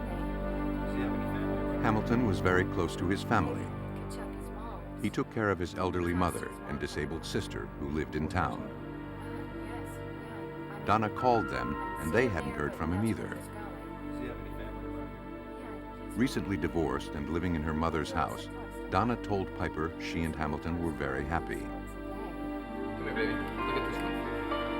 Right here in this Peters community. They were looking to buy land and build a house together. Resort center. Donna had plans with Hamilton to look at property that morning, but he never showed up. Peters community. Kind of the same thing. Where does he work? He works out. Donna told Detective Piper that Hamilton worked as a manager at a local bar. Normally he calls. She worried about his long hours and said he didn't get off work until after 3 a.m. She was sure something happened to him.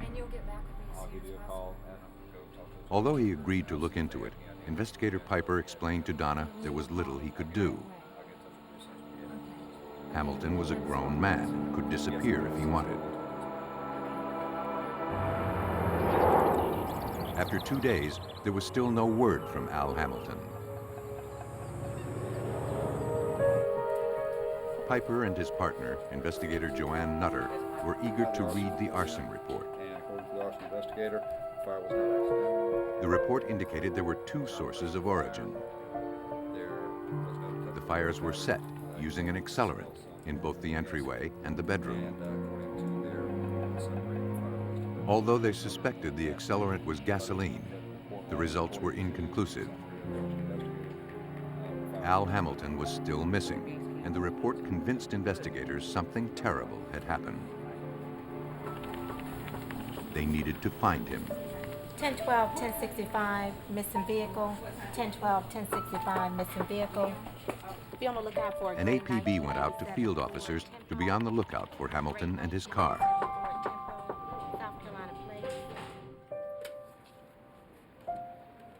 Piper suspected there were more answers at the crime scene. Hello, this is Investigator Piper with the Sheriff's Office, Richmond County. He called the Georgia Public Safety Office for assistance.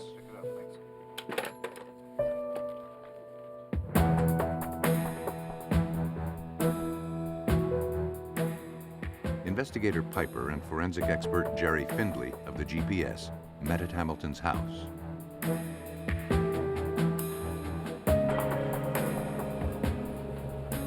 Jerry. Findley noticed a strange dent on the footboard of the bed. Yeah, it's like an impact of some kind, some object there, some rounded. It was consistent in size and shape with a baseball bat. Findley also saw what appeared to be blood on the footboard. The pattern resembled a swipe stain. A swipe stain is when a bloody object comes in contact with a non-bloody surface and you can tell movement and direction, which way the swipe is actually going. The stain traveled from left to right as he faced the foot of the bed.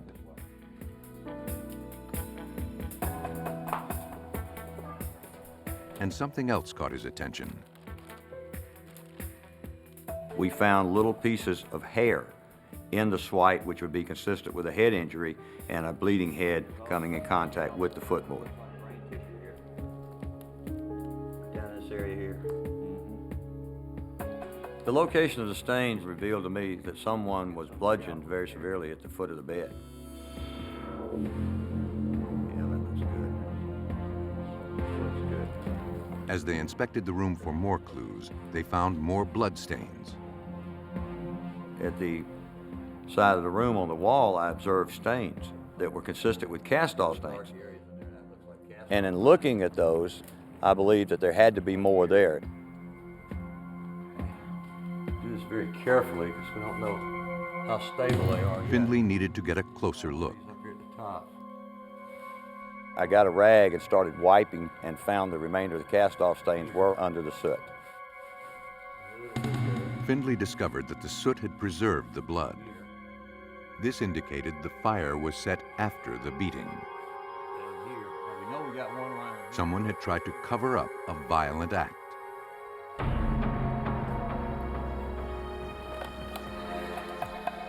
To reconstruct the events, Findley ran strings backwards, from the blood spatter on the walls to the area of origin of the blood. Where you want to put the string. Okay. Okay. A laser beam helped him determine the exact angles and trajectories of the spatter.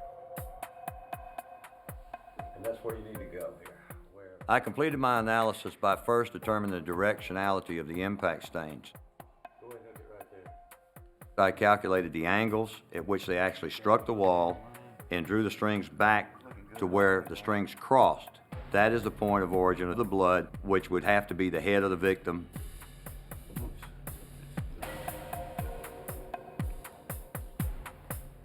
Okay, Dwayne, one thing I can tell you right now. The person was either on his knees or sitting down at the time he was being bludgeoned. Right in this area right here. This is the area of impact for these stains. Right in this area.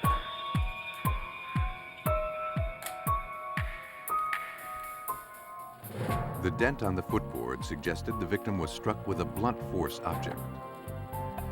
Using a baseball bat in the lab, Findley replicated the cast-off spatter found on the bedroom walls. A cast-off stain is as the item is brought upward from that impact. It has a certain amount of blood on the instrument itself, and that blood is actually being cast off. As it comes across, it's breaking away from that instrument, whether it be a hand, a baseball bat, or a brick or whatever. It's going to break away and be cast upward and out, usually across the ceiling, if you're hitting straight on like so. Investigators knew something violent had happened in Al Hamilton's house. But now the question was Hamilton the perpetrator or the victim? The blood found at the crime scene was sent to the Georgia Bureau of Investigation Crime Lab. Al Hamilton recently had blood work, and his doctor supplied a sample to compare with the blood found on the footboard. They matched. Al Hamilton was the victim.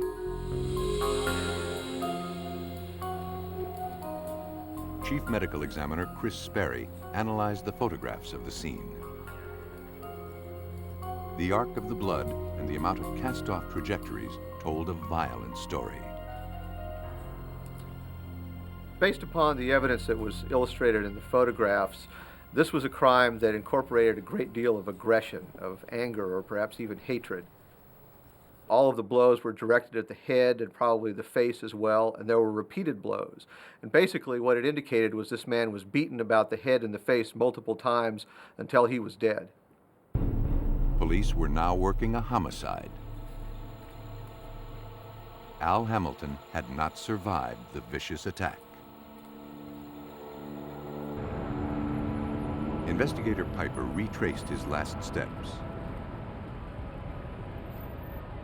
Hi, I'm Investigator Piper with the Sheriff's Office, Richmond County. His first stop, the bar where Hamilton worked as a manager. Last weekend. His boss told investigators he was a model employee. No problems with any customers, other employees? No, he's busy. He also said nothing out of the ordinary had happened at the bar that night, and Hamilton had locked up around 3 a.m.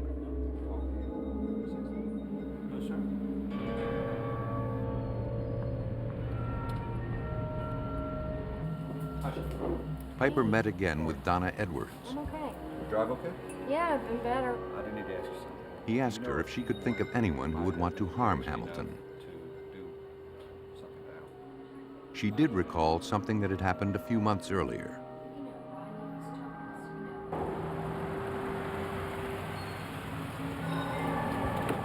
She and Hamilton had been returning from dinner one night when a large truck came out of nowhere and headed straight for him.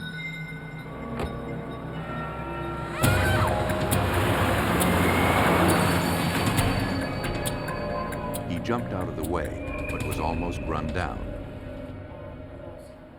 The truck looked like the one her ex-husband, Rodney Richardson, used at work.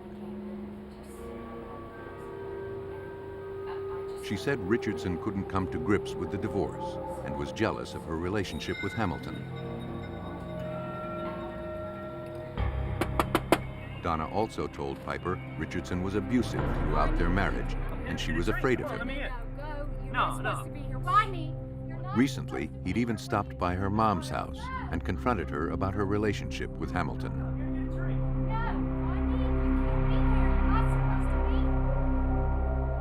But still, Donna didn't believe Richardson was capable of murder. Besides, she said, she had received a phone call from Rodney at 1 a.m. at her mom's house on the night of the murder. He told her he was at a phone booth on the other side of town.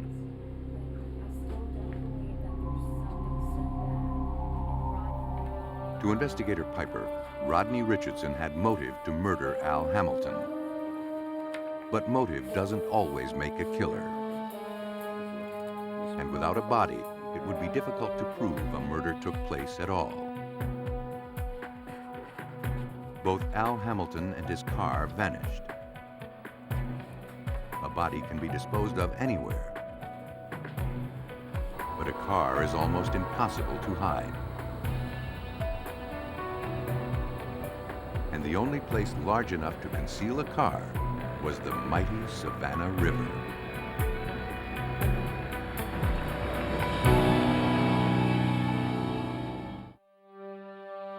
In Augusta, Georgia, investigators uncovered the brutal slaying of Al Hamilton. Right now, when this impact took place, His killer set fire to his house, attempting to cover up the crime. the area of impact, the area of origin of these bloodstains. Donna Edwards, Hamilton's girlfriend, was concerned her ex-husband, Rodney Richardson, was involved. But there was no evidence against him. No, I said no. I mean, Al was a good guy. No, I don't know it anymore. Hamilton's body and his car were still nowhere to be found. Police believed the answer lay at the bottom of the Savannah River. Despite a thorough search, they found nothing. Investigator Dwayne Piper was frustrated by the case. Well, there were many challenges that we faced in the investigation. For starters, there was no bodies, so a lot of the evidence had been consumed in the fire or destroyed in the extinguishing of the fire. There were no eyewitnesses to the investigation, so there was no one with whom we could speak that could tell us what happened. Well, it was real early. Piper learned Richardson dropped by Donna's mother's house on the morning of the fire, He came in and, well, it was but Donna was real not early home. This morning.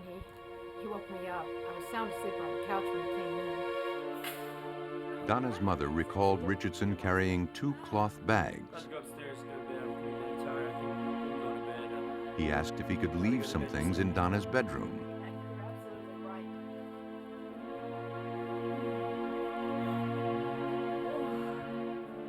When he came out, he wasn't wearing his shoes, and he no longer had the bags.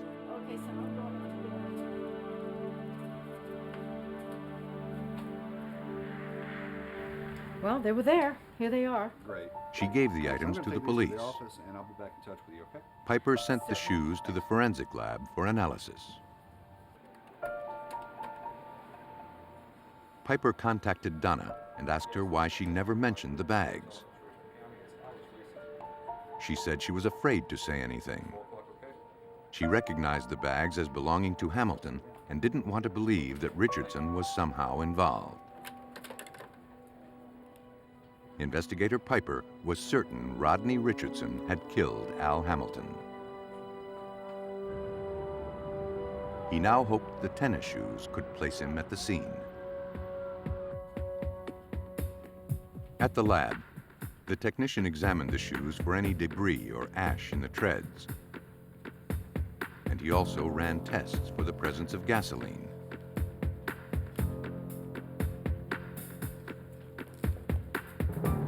The treads were cleaned.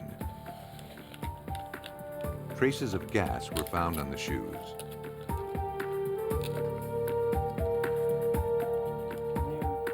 But traces of gas weren't enough. Richardson worked in construction and came into contact with it daily.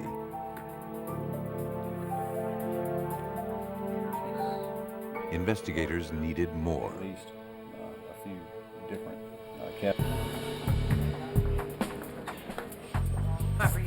The phone records you submitted? Yes. Here they are. Piper remembered Donna said she received a 1 a.m. call from Richardson on the morning of the fire, saying he was calling from a payphone. Piper wasn't so sure. On a hunch, he secured Al Hamilton's phone records. On the night in question, a call was made from Hamilton's house to Donna's house at 1 a.m. Al Hamilton couldn't have made the call. He worked until 3 a.m. Though circumstantial, the call suggested that Rodney Richardson was in Hamilton's house on the night of the murder. A moderate level so it doesn't drown out the conversation from across the room. Okay. Okay, and once he Police needed direct evidence to make an arrest, and they asked Donna Edwards for help. Okay. And to activate it, all you do is She agreed and tried to get a confession on tape. and it will lock on. This reel is going to run for approximately 3 hours, so you don't have to force the conversation down. Donna recorded her conversations with Rodney over a period of several evenings.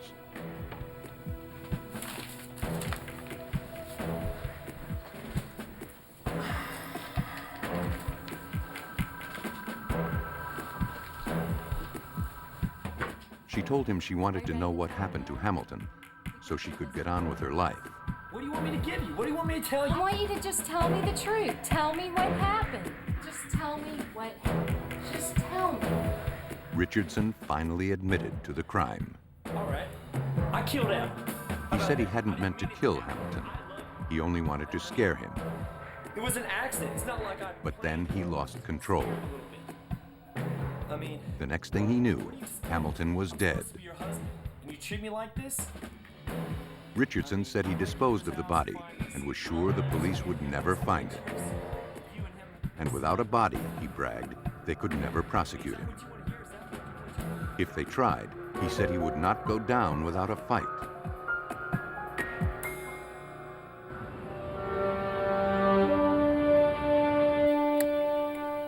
What do you want me to give you? What do you want me to tell you? I want you to just... The confession was enough to get an arrest warrant. All right. I killed Al. How about that? I didn't mean it to happen, but it did. Given Richardson's history of violence, investigators plotted with Donna to take him by surprise. While Donna and Richardson were out, the police hid inside her house.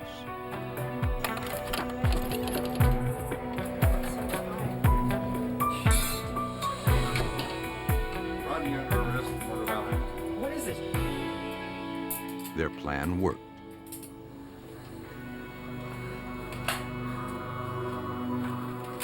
Richardson was arrested without incident.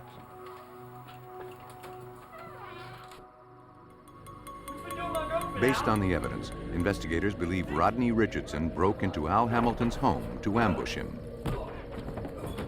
But but he was overcome by rage, and after repeated blows, Hamilton was dead. Richardson stashed the body in Hamilton's car and hid the car where no one would find it.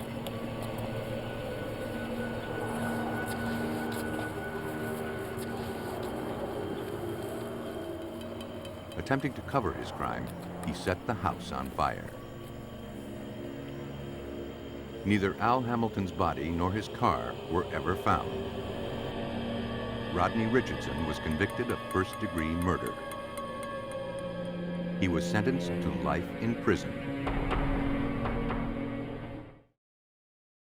The importance of forensic science in this case was absolutely crucial. Without the blood pattern work, the DNA work, and the arson investigation, this case would have never gone to court. There would have never been an arrest. It was through these three methods of investigation that we were able to make the arrest without a body, and to this day we still haven't gotten a body. Time the impact took place. Rodney Richardson mistakenly believed without a body, investigators wouldn't be able to make their case against him. He was wrong. In rural Tennessee, authorities must piece together blood-stained clues to find a missing woman, dead or alive. Stewart County, Tennessee is a small rural community where even the police know everyone by name. They average just one violent crime a year. On a Monday night in late 1990, a hunter spotted a car partially hidden by trees.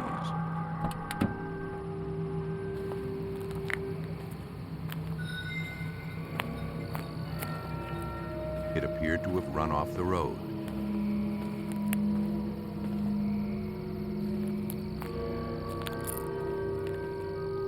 As he approached the car, he noticed no one inside.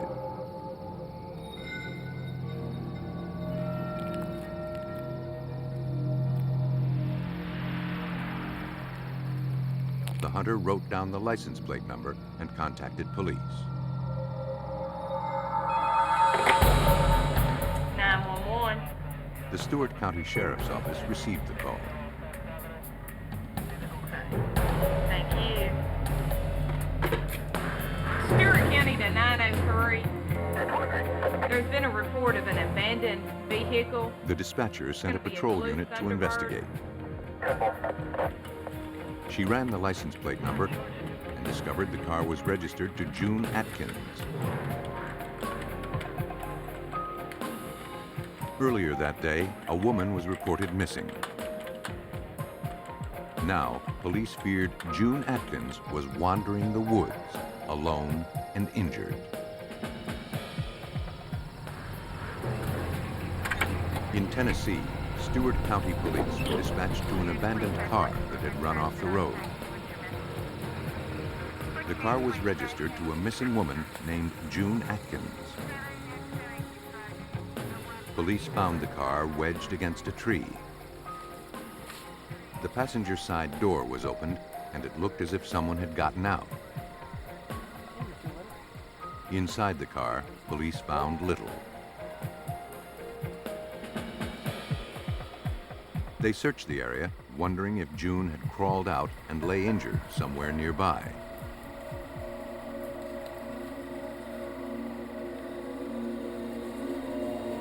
They found nothing. Sheriff David Hicks questioned June's husband about his missing wife. He said June went to visit her mother in a nearby town, but never arrived. Atkins was concerned. If she didn't go to her mother's house, he didn't know where she was. We don't start taking missing persons investigations this serious, this quick. Sheriff Hicks told Atkins he found her car and believed she had been in some kind of accident.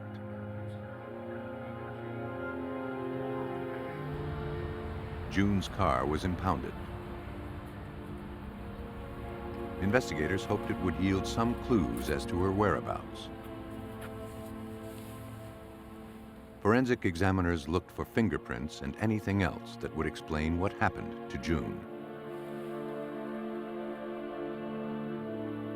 but the only thing they found were the missing woman's fingerprints.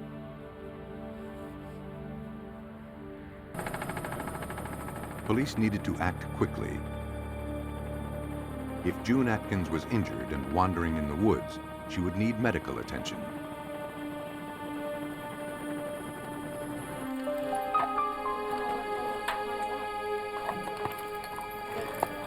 A team of local and state law enforcement personnel, along with dozens of community volunteers, searched the woods where June's car was discovered. We had a tremendous amount of help from surrounding counties. A lot of people that just called in volunteering, wanting to help when they heard that June Atkins was missing. We're going to divide up in two groups. Half of you's going to go on the right side, half of you's going to go on the left side. Stay within 15, 20 foot of one another so you've got good sight of everybody as we go through the woods. Okay, let's go. The search party fanned out in different directions. Officers on horseback tackled the off-road terrain.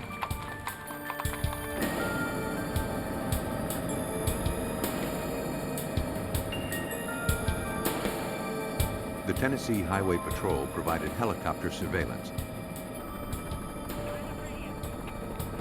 and a contact point from above.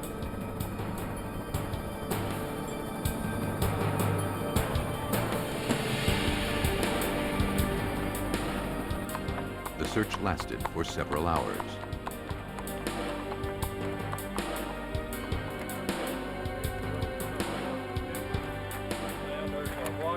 Police received a call over the radio. Something had been found near the Paris Landing Bridge. Rick Stout of the Tennessee Bureau of Investigation was part of the search team. Hey, David. He brought what was discovered to Sheriff Hicks. We got here on Highway 79, just east of the bridge, about a quarter mile off the side of the road. A group of searchers had found a patchwork quilt. Blanket or comforter. Here, well, I took it out. I don't want to lose anything in it. And, interesting.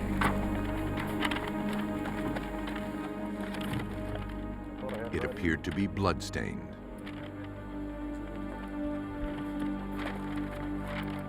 Near the quilt were a pair of men's cotton work gloves. What's interesting, they were found with the blanket. The gloves smelled of gasoline.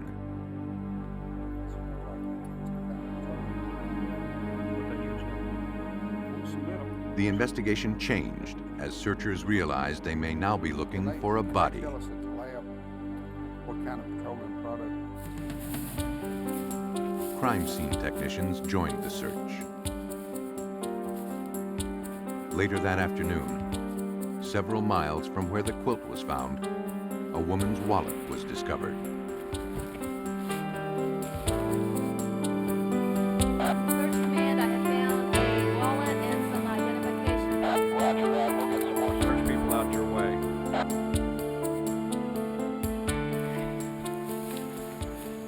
We found some contents of a purse. Some of them we know belonged to June Atkins because her identification was in a wallet that was found. Found some other contents that appear to have come from a purse. The search continued for several more hours.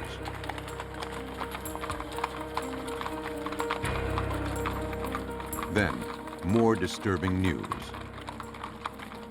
Here, you take the camera. A large amount of blood had been found in the grass.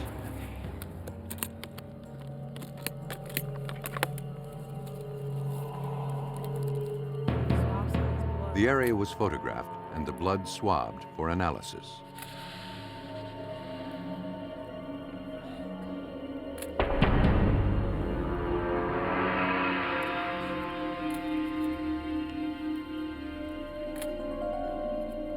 They collected anything that may be of help, including blood-soaked grass.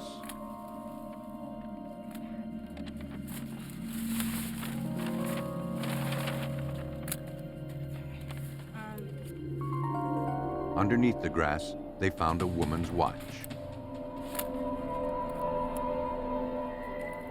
Rick Stout believed the findings suggested something horrible had happened to June Atkins. We have a car that was dumped in the woods. We have her personal belongings. We have a quilt that had blood on it, which there's got to be an explanation for that. And when we find personal belongings thrown out along the side of the road, she's not going to do that. You know, her driver's license, her wallet, and other personal items. That tells us that there is foul play involved. Rick, you take. There was blood, but no body. And investigators had questions. All this. And you take. At this point, they had no idea what happened to June Atkins. We did not find any evidence as to where June might be or her body might be. We had some hopes of possibly finding June alive, but we did not. Let's see, I think the first thing we'll do is look at Everything collected was sent to the Tennessee Bureau of Investigation Crime Lab. Okay. Forensic serologist Patty Choti tested the items for blood. I opened the quilt up, spread it out. It did have a very large blood stain on it. And so the first thing I did was a chemical color test to see if it was blood. And my chemical color test indicated that it was.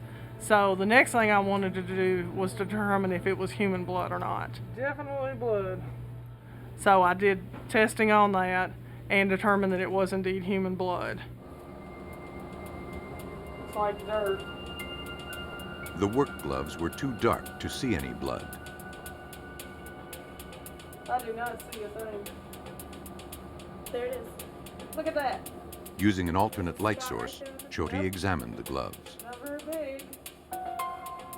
She discovered several small stains resembling blood, but they tested negative. The results were inconclusive.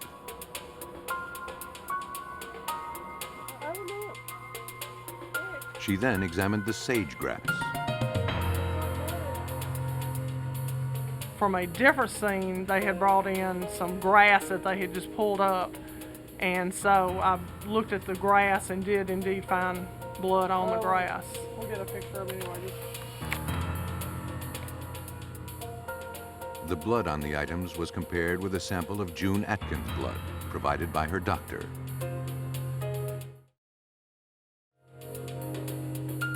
The blood matched. Yeah, she must have been bleeding quite a bit to have this much blood. Choti was asked by investigators if she could determine whether June was still alive. The volume of blood that was on the quilt was a fair amount of blood, but I mean, it could have been from maybe a non-lethal injury. But the fact that there was 2 or 3 areas of grass that had blood on it, that was more indicative of someone who had bled out quite a bit. And that was fairly indicative that she could have been mortally wounded. Well, June Atkins was dead. Look what we've got. I mean, Her killer was unknown. I understand that if we had a body, it'd be better. We've got the quilt, we've got the gloves. And now, police needed to find out who killed her and why. Tennessee police continued to investigate June Atkins' brutal murder. Although no body was found, massive blood at the scene indicated she could not have survived. Can you tell me if that's June's watch or not? June's husband recognized his wife's watch.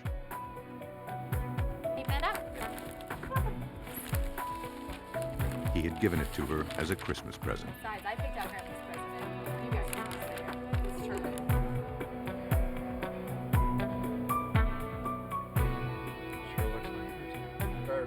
Sheriff Hicks broke the news of June's murder to her husband and asked if he could think of anyone who wanted to harm her. June's husband recalled a note he found in June's car several weeks before she disappeared. It was in a man's handwriting asking her to meet him at the Dyers Creek boat ramp. That was all he knew.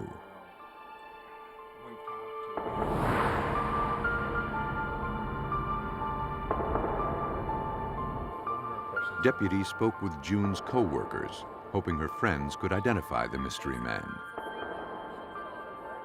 Sheriff David Hicks. Friends of June told us that June had been seeing a man by the name of Kenneth Pipkin, and that they had been meeting at the Dyers Creek boat ramp. Hicks tracked down Kenneth Pipkin at the logging site where he worked. He admitted he knew June. He was dating her husband's sister. And he denied ever meeting her at the Dyers Creek boat ramp. Sheriff Hicks was not convinced. We needed to gather a lot more information before we talked to him again. Police canvassed the neighborhood around the boat ramp. A clerk at a nearby convenience store knew June well. And she also knew Kenneth Pipkin. She didn't think highly of Pipkin. She described him as a womanizer, obsessed with his truck. So obsessed, he kept a patchwork quilt on the seat to keep it clean. One day, she recalled seeing Pipkin and June talking outside. She watched as June followed him out of the parking lot in the direction of the Dyers Creek boat ramp. She comes in, gets gas. The clerk told police Pipkin had come in looking for June on more than one occasion. I thank you for your help. Thank you. Her story did not match Pipkin's. We've just got 3 missing. Police got a break. A fisherman called in with new information. He said on the day she disappeared that he was at the Dyers Creek boat ramp. He saw a woman and a man in a pickup truck. His description of the vehicles matched both Pipkin's and June's.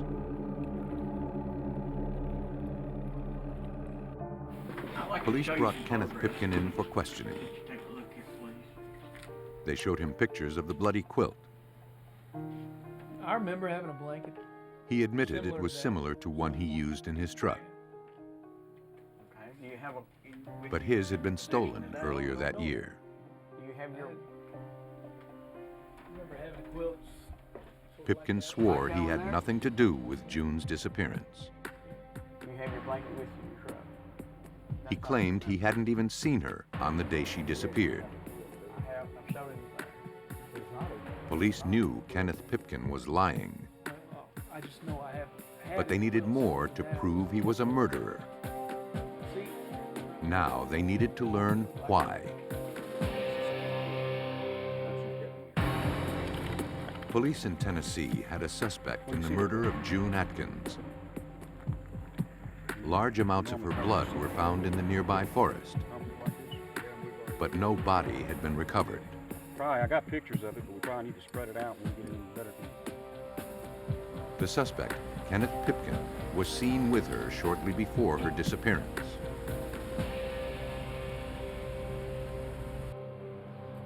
A search warrant was issued for his truck and home. Crime techs processed the vehicle. They discovered tiny cloth fibers on the floor. They were collected and sent to the crime lab.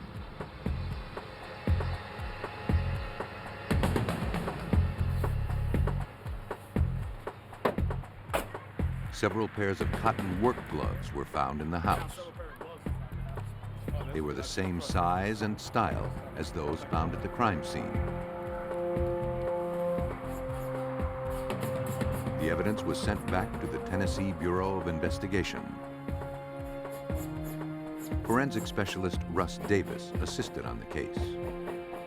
He brushed the quilt found at the crime scene, collecting any loose fibers. The issue became, can we connect the victim through this blanket to our suspect? And that's where the fiber evidence came from. Fiber is associative evidence. Fibers are the basic unit of all textiles. Clothing, carpeting, anything like that will shed the fibers, the very small portion which makes up the textile garment. And that's what can transfer.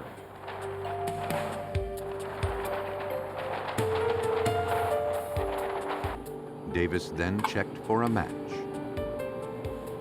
Those samples are then compared to the known samples from the vehicle in this case. Then they are looked at to determine if there in fact was fibers just like the ones found on the blanket, found inside the vehicle. Fibers from the bloody quilt matched the fibers collected from Pipkin's truck. The report went out dealing with the serological evidence that this quilt had in fact been bled on by the victim. The following work on the fiber then said that this material in this swatch of the quilt, in fact, there were fibers like that found in the suspect's vehicle. That makes a link between suspect and victim through this quilt. I think we have enough evidence to prove to a Stewart County jury that she's dead and Kenneth Pipkin killed. The evidence was presented to District Attorney Dan Alsobrooks.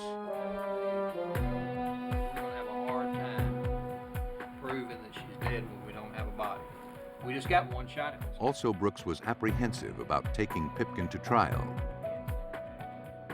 The obvious challenge of the case was the lack of a body. Once we got to trial, would this issue of not having a body end up being reasonable doubt for the jury? But police were determined to bring Pipkin to justice and ran through the evidence again. We've got the quilt that has her blood on it. We know that was her blood on the quilt, her blood at the crime scene, and we can put the quilt in his truck. We don't get two chances to try a murder case. He's found not guilty, that's it. The DA was unconvinced he could get a conviction. And we know that that quilt came. A murder case is very difficult to make if it's totally circumstantial. We know it's reenacted. You've got to convince a jury beyond a reasonable doubt that there's been a homicide and then prove beyond a reasonable doubt who committed the homicide. She left that day. She had every intention. Sheriff Hicks knew June's body was out there somewhere. Somebody tried to hide. And to him, the case was not closed. And her watch had been torn from her arm. 2 years later, on August 23, 1993, a fisherman made a gruesome discovery. The lower half of a female torso surfaced in the Tennessee River. Her family recognized the clothing, and they knew it was June.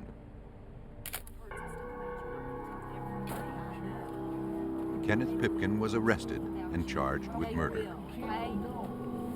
Police believe that June threatened to expose their relationship.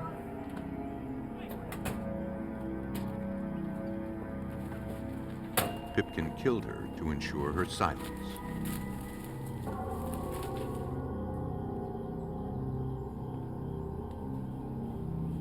But with the help of forensic science, June's story was finally told. For a small town murder, probably had as many expert witnesses as I've ever had in the case.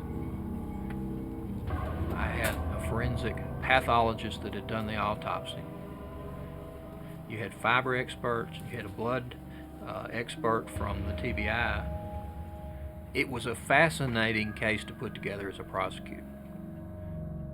Kenneth Pipkin was found guilty of second-degree murder. He is now serving a 20-year sentence.